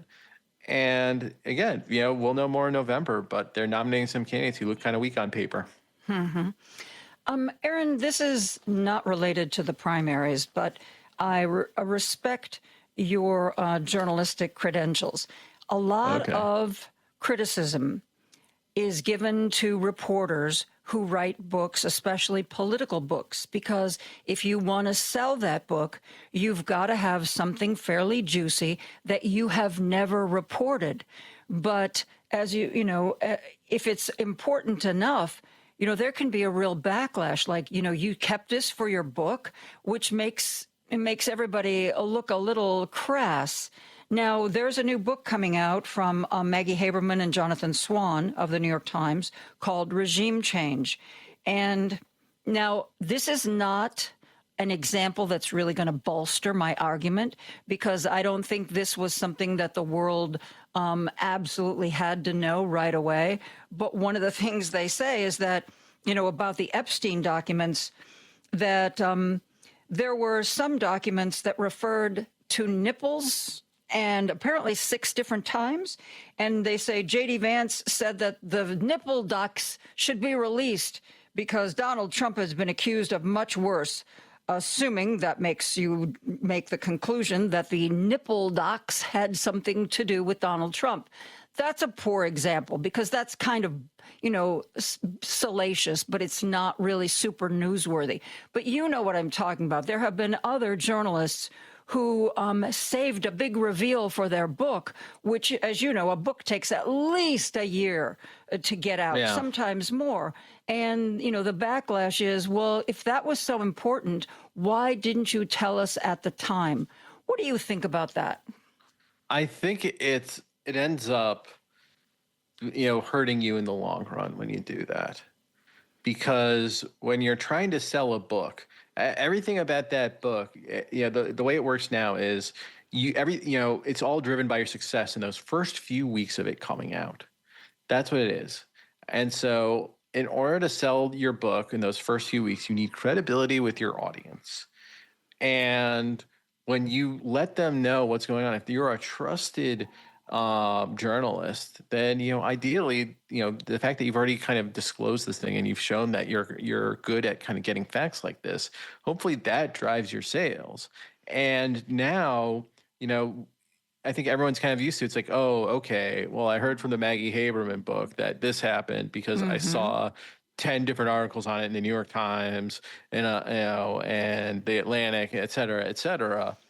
And so, maybe, I'm not like a publishing industry insider necessarily, but I feel like at some point when you're killing your credibility with the people you're supposed to be selling books to, it ends up backfiring. And so, we'll see with this book. A lot of times they're not really selling a book. They're trying to basically option a screenplay later on. Yeah. Oh, because all the president's men. And now everybody thinks everyone thinks they're Woodward and Bernstein. Those guys. Everyone. R.I.P. Robert Redford. Everyone wants you to play them in the movie. But Woodward was one of the people who got backlash because remember he interviewed Trump many times for a book, and then in the book he was like, "Oh yeah, like months before COVID was bad, Donald Trump told me, it's going to be much worse than people think. It's really, really bad." And people were like, "Dude, we could have used that at the time." And his response was, "Donald Trump told me so many lies that I wasn't sure whether or not I could even believe it. That's why I didn't report it at the time," which frankly I thought was lame. Yeah, who knows? I mean, he's Bob Woodward. I know. And hey, he knows how to sell a book, so maybe I'm the one who's wrong here. But I feel like at some point, like saving stories for the tell-all is going to backfire on you. Mm-hmm. And so my hope is that just tell us now, and we'll buy the book later because we like you. Mm-hmm. Well, by the way. My old boss, Daniel Squadron, actually has a book out. I wrote about it last week in the newsletter. I'm speaking to Mr. Squadron tomorrow. What shall I ask him?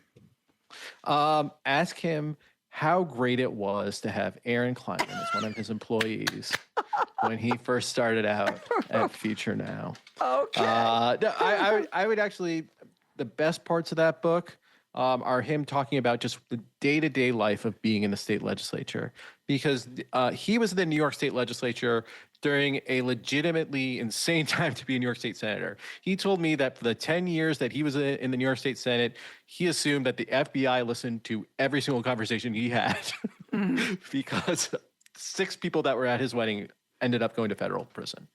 So he had an absolutely wild time in the New York State Senate, and I encourage everyone to check out his book and make sure you tune in tomorrow for his conversation with Joan.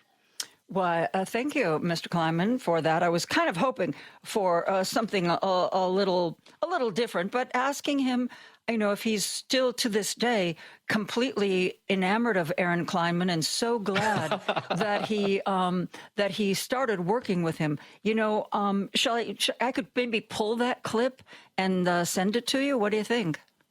That'd be, I'll put it in my CV. Okay. We're assuming, of course, that he's going to say something nice. Oh, man. Well, I mean, I actually fact checked a little bit in that book. So if he doesn't say anything really? nice, so you helped him with it? A little, he sent me kind of a galley copy, and he's like, "Well, what'd you think?" And the first thing I told him was like, "You got the number of people in the New Hampshire State Senate wrong." He's like, "Oh, I can't believe and so, but they fixed it. They got it in time. So when I finish my book, I will also send it to you in case there are little things like that that you can find for me. I'll beat the fact checkers every time. I'll beat them at the publisher. I can guarantee you that, Joan. And when's your book coming out? Oh, I know. When do I get a break from talking about, well, at some point, I'll need to find time when politics doesn't just take up my entire life. So I don't know. Maybe when the country gets back to normal. How about that? I'll write a book when the country gets back to normal. I read a fair amount of political books, probably more than the average reader. And frankly, the political books that I find most entertaining are the ones where they just basically transcribe. You know, I was here, I had this conversation with this person, they said this, I said this, they said this. And you know, when you're not behind the scenes, when you're not in the inner circle, those conversations can be really, really enlightening and fascinating. So all you have to do is get a little recorder, and every time you do an interview like this, you just hit record, and then, you know, after 6 months, you've got a book. I hope so. Though, you know, in April 2020, Daniel, he rang me. He's like, Aaron, we got to make sure they don't steal the 2020 election. This was in April 2020. He's like, I need you to start researching whether these state legislatures and all these states will go along with Trump trying to steal the election. I'm like, are you kidding me, man? Like, there's a virus everywhere and I got to do this, but I ended up doing it. And so maybe one of these days I'll tell everyone the story behind that. Yeah. I mean, that kind of stuff is, you know, behind the curtain stuff, which may seem very mundane to you, is really fascinating for us, those of us who don't go behind the curtain. I like Michael Wolff. Michael Wolff's book are a perfect example. I swear to God, he just walks around with a tape recorder. All right. Well, if anyone in the publishing industry is listening to this, make sure you go to heartlandsignal.com and check out my newsletter, and you can respond to that, and I'll see your email inquiring about my book. Okay. Aaron Kleinman, and the newsletter is Radio Free America. Sign up for it at heartlandsignal.com. Aaron, thank you. It's a delight to talk with you. Oh, thanks for having me, Joan. Take care. Till next primary. Go take a nap. We are going to take a break for news. We will be back with more after this. The Thom Hartmann radio program provides all of the intelligence, information, and insight you'll need to win the water cooler wars. Weekdays 11 to 2 right here on WCPT 820, Chicago's Progressive Talk, where facts matter. WCPT 820, Chicago's Progressive Talk, where facts matter. Joan Esposito, live, local, and progressive. Quite frankly, I get most of my news from you. Joan Esposito. Y'all ready for this? On WCPT 820. Jonathan Alter wrote a great biography of Jimmy Carter. He also writes a Substack that has the best name of any newsletter or Substack ever. It is Old Goats. And if that doesn't win you over, I don't know what will. Recently, he also writes for Washington Monthly Magazine, and recently he wrote an article about 60 Minutes. And as those of you who listen to this show know, I have been obsessed with what is happening at CBS News and Barry Weiss and 60 Minutes. Thought it would be interesting to touch base with Jonathan Alter, because he's written about this too. Jonathan, how are you? I'm doing great. How are you, Joan? I am peachy, just absolutely peachy. I thought it was really interesting when I read your article in Washington Monthly about 60 Minutes, where you are making the argument that 60 Minutes is too important to lose.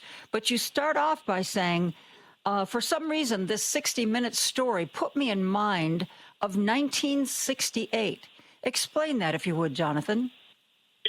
Well, first of all, 1968 was when 60 Minutes first went on the air. And it was also, and this comes from the peculiar recesses of my mind, it was also the year of a movie called Bullet. And it I remember Steve that. McQueen, Yeah. and he was driving a beautiful Mustang that had a V8 engine in it that year, just a vintage year, the 68 Mustang. And so imagine a know-it-all woman named Barry Weiss taking a 1968 Mustang in mint condition and driving it into a brick wall at top speed. And you get some idea of what she did to 60 Minutes. Now, should the car just be considered totaled and just go send it to the junk heap? I would say no. It needs to be fixed because 60 Minutes is just a vital national institution, and it is still capable of doing important investigative work that helps illuminate stories that we all need to see. And there's a reason it's been so important and lasted so long. So Leslie Stahl and John Wertheim and Bill Whitaker issued a statement saying they're going to stay. And I think that's good. And I think it's pretty clear to their new boss, a guy named Nick Bilton, who came in with a chainsaw, that if he messes with them, they'll quit and the show will die. And the show makes $200 million a year. Its ratings are up 9% over last year. Oh, yeah, So their stats are fabulous. It wasn't enough to save Tanya Simon. They're doing better on the internet. They're doing better in the socials. They're doing better on linear television. By pretty much every metric, 60 Minutes was up, up, up. Yeah. And, and this guy Bilton, he comes in a really insulting way and says, "You guys are frozen in amber, from 1968," and they're not. They've actually been doing stuff online for a very long time now, and their digital presence is pretty good, and they've got more than 1 billion views for some of their content. So I'm sure that there can be improvements, but this is like there's a certain kind of thinking that comes out of Silicon Valley, and Bilton is a tech writer, and Barry Weiss is kind of subject to this kind of thing that says just move fast and break things, disruption, But some institutions, as I think we're learning in the last couple of years, really should not be disrupted. They need to be protected, and 60 Minutes is one of them. And I try to look for the silver lining, Joan. I think you know that about me, and I'm not optimistic, but I'm hopeful. I'm hopeful about the midterms, and I'm actually hopeful that in some ways 60 Minutes can be repaired, and then in a certain way they're inoculated, because this was a very bad, very, very, very bad optics for Barry Weiss, and she's destroying something that makes a lot of money for them. And so the idea of her carrying water for Trump, I'm sure Trump will try, but going in and doing what she did to Scott Pelley, I think it's going to be a little bit more like the way Jimmy Kimmel is now kind of protected. Yeah. They can't mess with him. And here's the thing. Think we're going to see that with 60 Minutes. I love your optimism, and I hope you're right. But my fear is, supposedly David Ellison himself picked up the phone to talk to Leslie Stahl. But my fear is they're not going to touch Barry. They're not going to touch Barry and get her away from 60 Minutes until the Warner Brothers Discovery deal goes through, because they don't want to tick off Trump until then. So I think he's going to leave her alone. And I also think, while I understand what Bill Whitaker and Leslie Stahl and John Wertheimer said, I think it is naive for them to think that a management that messed with Sharon Alfonsi's story, messed with Cecilia Vega's story, clearly tried to get Scott Pelley to put things in his story that were not true. I think it is naive of them to think that somehow they are inoculated from that kind of interference, as long as Barry's there. I don't think they're inoculated. And what was done to Scott Pelley on that story from Minneapolis is just appalling. And I urge everybody to read the Scott Pelley interview in the New York Times if you haven't already, or listen to it. But I actually am much more worried about something else, which is that when the merger goes through, which is going to happen as soon as this summer, before the new 60 Minutes season goes on the air, at that point, Barry Weiss is going to get control of CNN, and God knows what she's going to do with that. So there's very, very, troubling things ahead. But I do think that 60 Minutes will survive, and it's important to, in our resistance, to not lose sight of institutions that, even if on some level they're compromised, they're still doing some very good work. And I also think the other thing to think about is this guy, Nick Bilton's reputation. So he was a very good investigative reporter. He wrote a book called American Kingpin that was terrific. And so he's not without some talent. His problem and Barry Weiss's problem is that they're know-it-alls. They don't know what they don't know, which is a very dangerous thing in any organization. But I think he's now kind of gotten the message that his reputation is very much on the line, and if he bends the knee or it'll get immediately leaked. And so it's not clear that Trump, who is wounded politically, is going to have his way with 60 Minutes in the way he did when CBS gave him that outrageous $16 million bribe last year, which was just beyond the pale. There's a lot of shoes to drop, and I think that looking at it from the perspective of let's try to save this gem that does very important work, let's not just give up out of desperation and anger, is important. And that's the same for other institutions in our republic. Like when you sink into despair, they win. Mm-hmm. So, it's like Obama says, don't boo, vote, Yep. So people, instead of worrying about, although I'm glad Trump got booed at the Knicks game, but, instead of worrying about,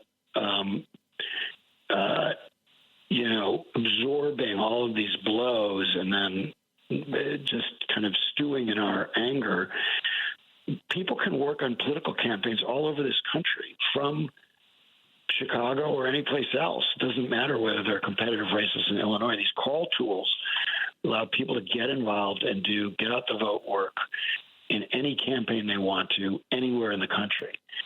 Well, here's one of my fears. Start doing this summer. I believe, Sherry Redstone completely threw CBS under the bus, made that payout that they should have never made to Trump because she wanted her deal to go through. And I believe, and David Ellison has never denied this, that there was an unspoken handshake deal with Brendan Carr. You let this deal go through, we'll get rid of Stephen Colbert. Trump has already said that Breonna Keeler and Aaron Burnett he thinks are terrible anchors. And recently, of course, he told Caitlin Collins that she has hatred coming out of her eyes. I don't put it past David Ellison, if he has the opportunity to do Trump's bidding. If I were Breonna Keeler, man, I would be saving every paycheck so that I could be out of work for a while. It's just awful. Totally agree. And I think it will come to a head with Caitlin Collins because Trump has a particular problem with her, and she's the others are really good too, but she's a little better known publicly, and she's an outstanding reporter. And so I do think, because, with Trump, the only thing is when you think he's touched bottom, he crashes through the floor.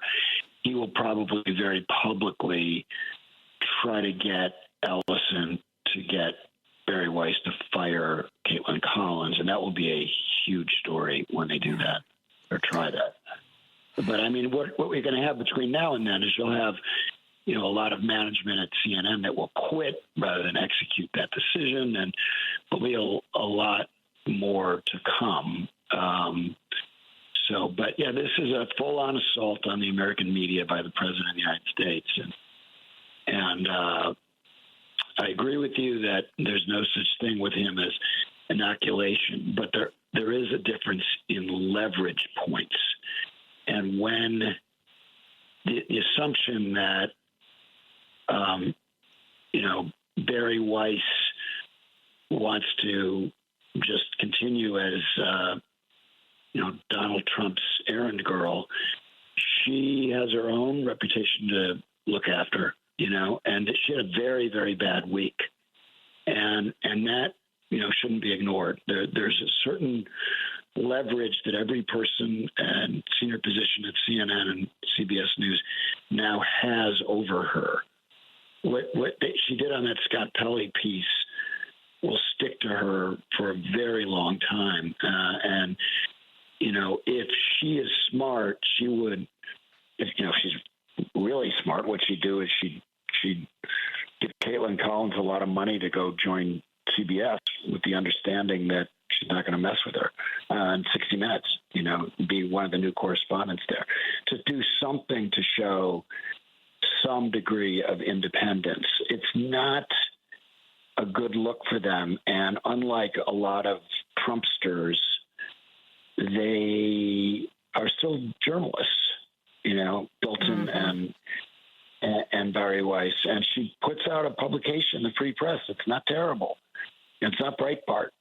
I don't like everything in it, but a lot of times there are some good things to read there, And so it's important to kind of keep the context, which is that journalists don't really want to look like sellouts, and this week they are, and they don't want to continue to endure that level of punishment from everybody who they've ever known their whole careers. And, so I just think there's a certain uncertainty as to the way all these things are going to play out, but I wouldn't assume that they will be constantly killing any story that is critical of anybody in the administration. I sure hope you're right. Jonathan, I know you have to scurry. It is always a pleasure to have you on the radio, and I hope you will come back to us soon. Always happy to talk. Take care, Joan. We are going to take a break. We're going to be back with more after this. This is WCPT 820, where facts matter. Hey, are you interested in buying a house? Call Team Hochberg, our trusted local lender. There are nearly 800 five-star reviews of Team Hochberg on Google. Tom and Jenny, for example, 2 kids, they'd outgrown their 1,000 square foot apartment. They had a 640 credit score, a combined income of $130,000. They had limited savings. They called Team Hochberg for a free consultation.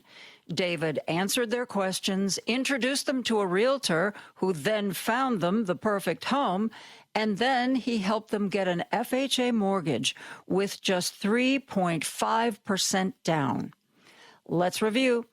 Before calling Team Hochberg, Tom and Jenny felt stuck in an apartment that no longer fit their growing family.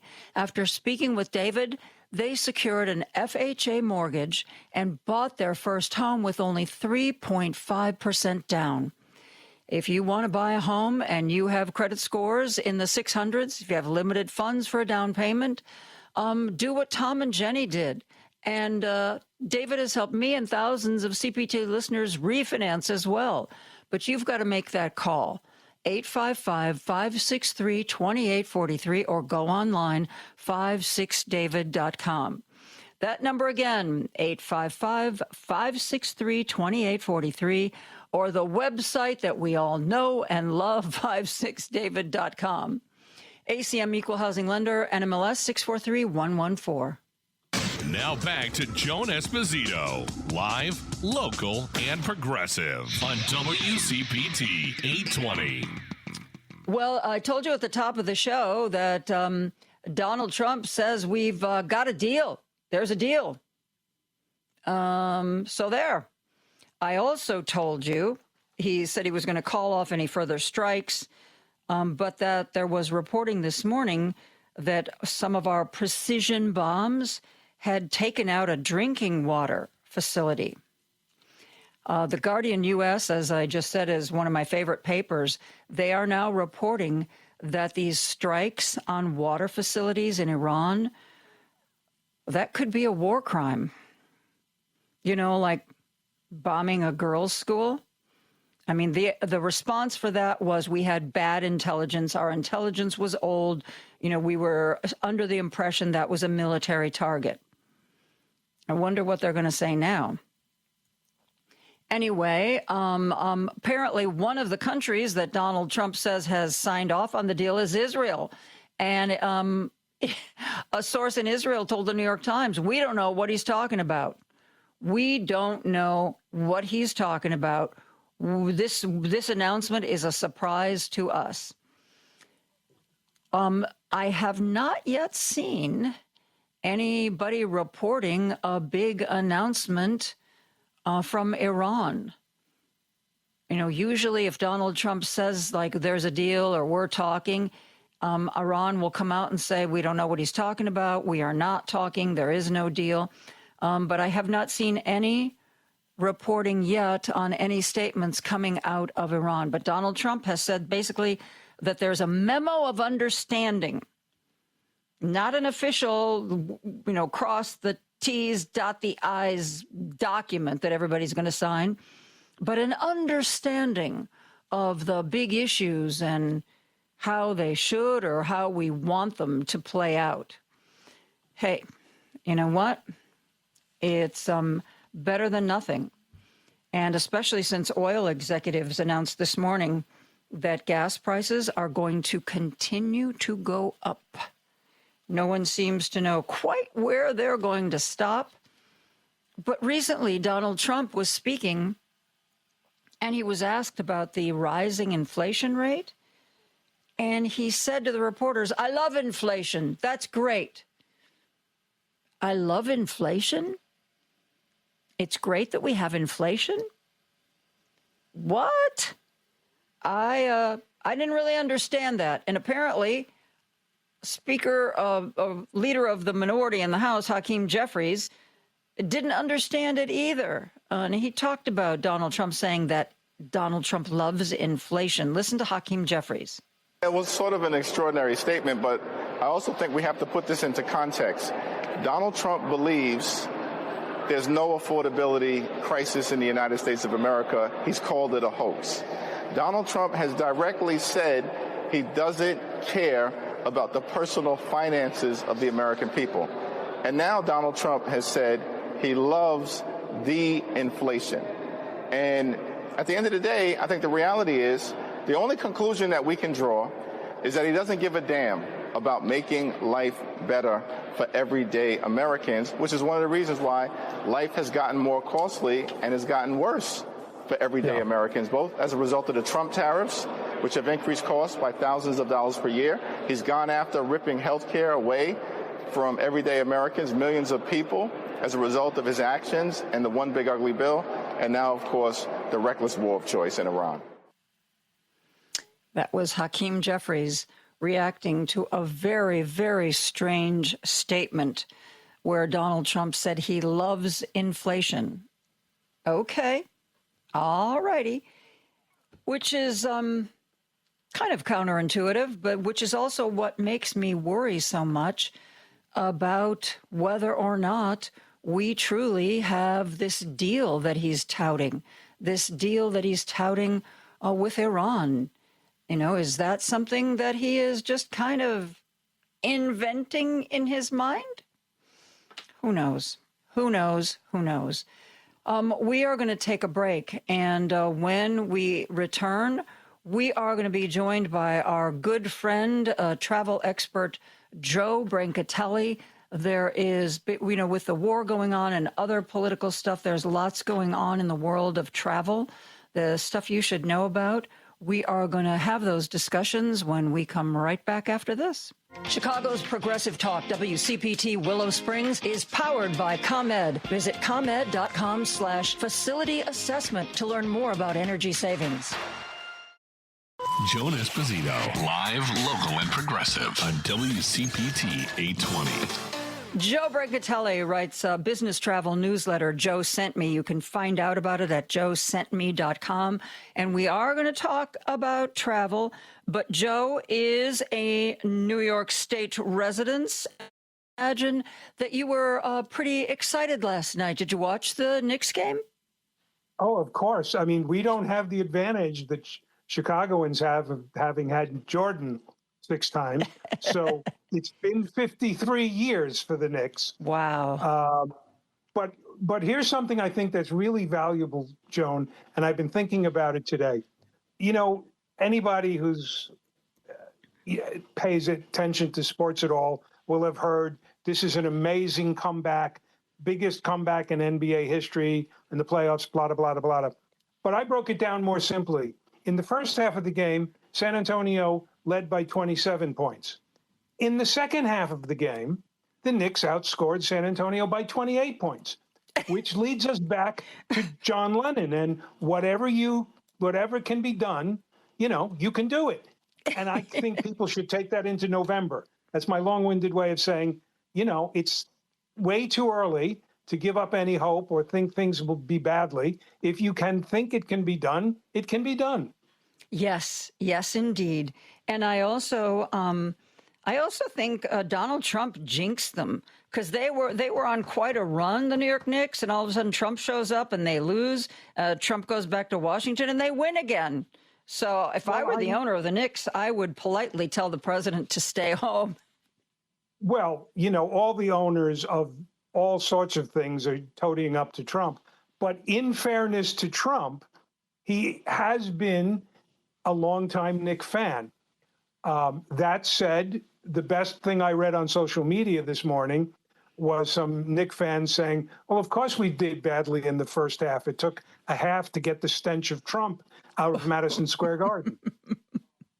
I wish I thought of that. I didn't. I'm just repeating what I read on Blue Sky. Well, I'm glad. I mean, I love a good comeback in basketball. I love a team that even if they're down, doesn't give up. And I've seen so many teams that have been in what seemed to be a losing position come back. And, my partner Ray lived in New York for 20 years. So even though he's not a super sports guy, we watched the Knicks game last night. And when they won, I thought he was going to burst a blood vessel. I thought there was going to be a paramedic run in my future. Well, sports really is a lesson for life, which is why I started with the John Lennon thing. Never give up, never surrender. Or is that a Toy Story or Galaxy Quest? I don't know. But what I think is truly important on a day when the Knicks broke the record for the biggest comeback is the Chicago White Sox are in first place. Yeah. I mean, if we're going to talk sports, I thought they were in second place in the division. Are they in first now? Last time I looked, it was second. But I hope they're in first. The hated Yankees swept my beloved Guardians/Indians last night, so that Chicago is now in first place. Aha. Well, that's the Pope effect. The White Sox, anything could happen. That's the Pope effect. Leo credit. He's a Sox fan, and we will take it. Hey, speaking of sports, I've heard that Customs and Border Patrol is really messing with some of the people coming in for FIFA. There was he was supposed to be a referee, and he was from Somalia, and Customs and Border Patrol wouldn't let him into the country. Yes. Tell me about what you know about that. Well, he came into Miami. He would have been the first Somali referee at the FIFA World Cup. I am not a big soccer fan, but, I know the high points. He arrived in Miami, and because I guess he was Somali, they just locked him up in a cell for 11 hours and then said, yeah, we know you have a visa. We know you have passport. We know you even have your FIFA documentation, but you're out of the country. So he was never allowed to enter, which is right up against two people from the Iraqi team, their leading striker, and the team photographer were both held for multiple hours before they were allowed into the country. The striker was allowed, the photographer was shipped out. We have no reason, we have no rhyme. It's just the Trump administration being the Trump administration. Yeah, that Somali ref, as you say in your newsletter, you give his name, Omar Abdul Qadir Artan. And he told the New York Times that he had FIFA documentation, he had the visa, he had the right papers, he had his passport, he had everything. And that Customs and Border Patrol, when asked why they shipped him back out, said that he was determined to be inadmissible due to vetting concerns. What does that mean, Joe? I don't know what it means. This is, again, Joan, I have to be honest, it comes from an administration that this morning told us we were going to bomb an island in the Persian Gulf and take it over. And this afternoon, apparently, we're just minutes away from a signing of a peace treaty. I don't know what these people are thinking. And now I must say, as a world traveler of many decades, so many decades that I remember the last time the Knicks won, that, these things happen in a lot of countries. You're turned away for no reason. It doesn't matter what your paperwork is. But we're not used to this in America. Mm-hmm. We believe in the rule of law, including customs and immigration rules that says if you have X, Y, and Z, you should be allowed in the country. Now, I don't know what a Somali referee would be someone who would be a risk to this country when he's clearly here to referee football games. So unless you think he'd be an anti-USA judge, why is he not being allowed in the country? We get no answers. Well, we do know that Donald Trump has a special place in his heart for Somalia. I mean, there isn't anybody from Somalia that I think he has ever had a good opinion of. He thinks that they're all, horrible and they're murderers and they're dirty and they're filthy, as he has shown over and over again. Maybe there's a little note. Don't let anybody from Somalia in this country. You don't want to make Donald Trump mad. I mean, that makes as much sense as anything else I've read. As anything else, but all those things you say he said about Somali residents, and he said about virtually every other nation in the world, okay? And it's just crazy. You got to remember, well, it's so long ago and so many outrages ago. One of the first things he did at the beginning of his first administration was bar Muslims from the country. Didn't matter whether you had a green card. I mean, it took weeks to unravel the insanity. So this, unfortunately, is one of the things you need to keep in mind, and also maybe extra patience when, as an American, you're trying to get into Europe, since they haven't figured out their new entry-exit system yet, and we've got hours-long delays, not because they hate us per se, but because they can't get the technology right. That's one of the things that I want to talk to you about. We're going to take a quick break. I'm talking to Joe Brancatelli from the Business Travel Newsletter Joe sent me, joesentme.com. I also want to talk to you about Middle Eastern airlines and, frankly, Middle Eastern travel at this point. Joe Brancatelli and I are going to be right back after a break. You're listening to WCPT 820 because facts matter. Joan Esposito, live, local, and progressive. Every weekday afternoon from 2 to 5 p.m. on WCPT 820. I'm joined by Joe Brancatelli. He writes the business travel newsletter Joe Sent Me, joesentme.com. I do want to talk about the Middle East, but you mentioned that they still haven't figured out in Europe how to get their new, what are they, screening programs, that it's still not right? It's still not right. It's called the Entry-Exit System, EES. They've been trying to get this deployed for about 5 years.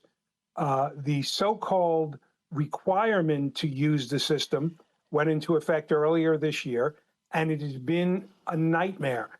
They have kiosks that supposedly will take your picture, read your passport, and take your fingerprints, and then the door will open and you can enter. You don't have to have your passport stamped.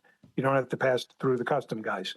Well, the failure rate of these kiosks are unbelievably high, okay? You mean I go to the kiosk and it doesn't recognize me or one of my documents? Or anything, okay? They may not, many of them, as I'm hearing from members of my site, check in and tell me, there's dozens of them and they're in the corner of the entry hall and they're, cordoned off and it's back to the old system. I got an email this morning from a member who just entered Greece and he waited almost 2 hours. And the reason why he waited almost 2 hours is because the kiosks did not work. So Greece has basically given up on them. but they're totally understaffed at the airport. So hordes of travelers arrived this morning with just 4 people on duty to check passports and things. So if you're going to Europe anytime between now and perhaps infinity, make sure it's not, I mean, it's bad enough on the inbound, but at least you're where you're going. But you have to go through this even when you leave the country. So people are showing up 3 or 4 hours before their flight departures now in Europe, which is really annoying, to say the least. Now, you told me before that if there are layoffs or bad weather or something, that the smartest bet when you want to travel is to get the earliest flight that you can, because there's less time. The planes haven't been to so many cities, less time for delays. Is there a way to game this EES?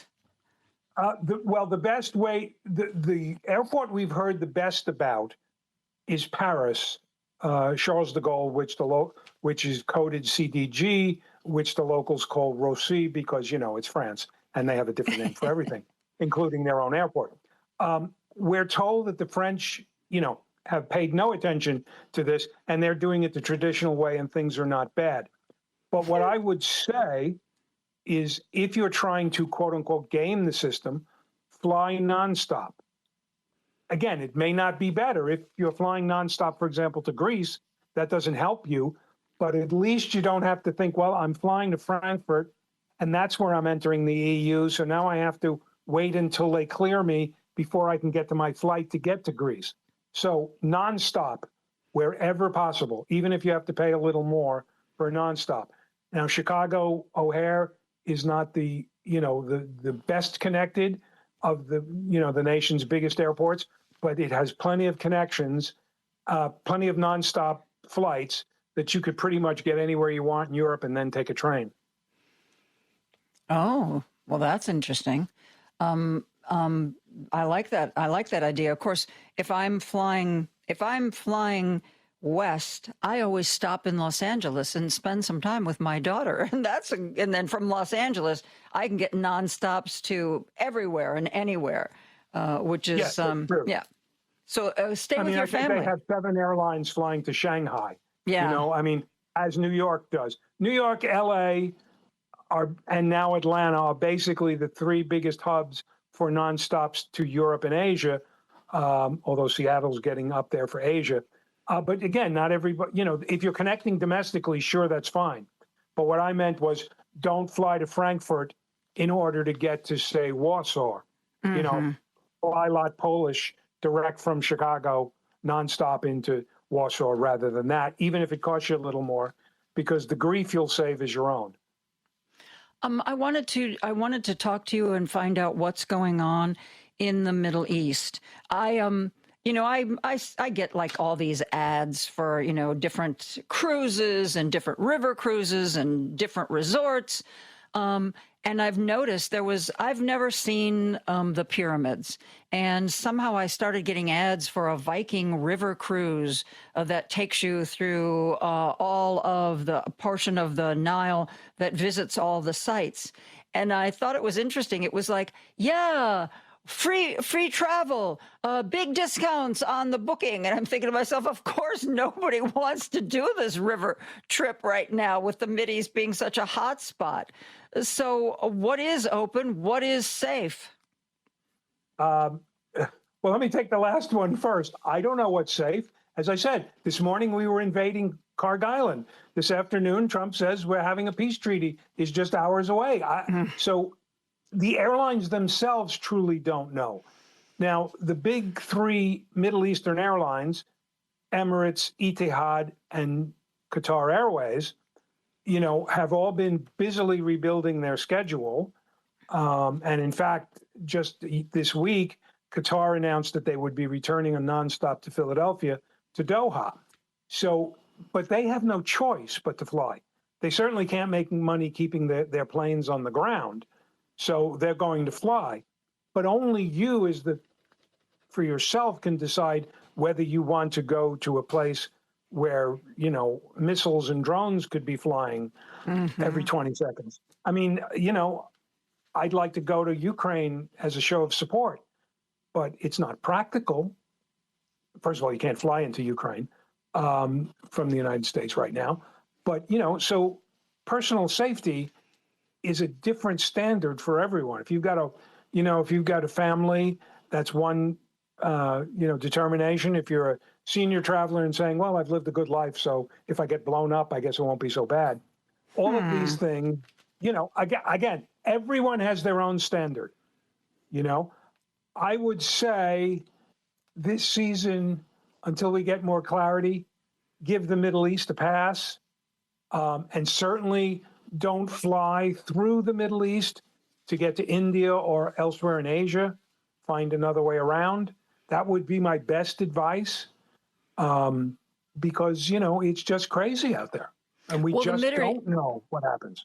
The Mideastern airlines obviously have to fly to stay alive. But what about the rest of the world? Are the European airlines and the United States airlines, are they going in and out of the Mideast the same way they were before? No, none of them are flying right now, and that includes Israel. They're all off until late July or August, depending on your destination. Now, U.S. carriers only largely have flown in the past to Tel Aviv, sometime to Dubai. Egypt, in fairness, has been far enough away that there hasn't been a lot of worry. And weirdly, there is this little island in the middle of the Mideast that hasn't been bothered, which is Jordan. Royal Jordanian Airlines has been able to keep its schedule intact from the very first day the war started, because everybody's left Jordan alone. That doesn't mean you should fly, and go to Jordan. This probably isn't the year to go to Petra. So I would say Europe or Asia via Northern Europe. Okay, you don't stay away from the three big Middle Eastern carriers, and use Lufthansa or Air France or, someone else to fly there. Well, when I traveled to Bali a few years ago, we were on Qatar and we had a layover in Doha.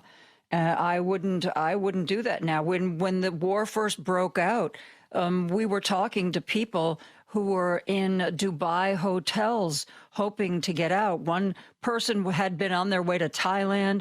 There was a group of women who were apparently doing a girls' trip to Bali. They got stuck in Dubai with the missiles flying. Man, oh man, it just seems like a good time to do a staycation, Joe. I literally this afternoon spoke to my wife. We're overdue for a couple of days off, and I thought I'd drive to Pennsylvania, to visit where family used to be in the middle of coal country. I'd rather be in Italy. I'd rather be in London. I'm far overdue to a place like Tokyo to do some work, but this doesn't seem like the season. Yeah. That said, Joan, the numbers are startling. The Mideast accepted, nothing seems to defer Americans from traveling right now.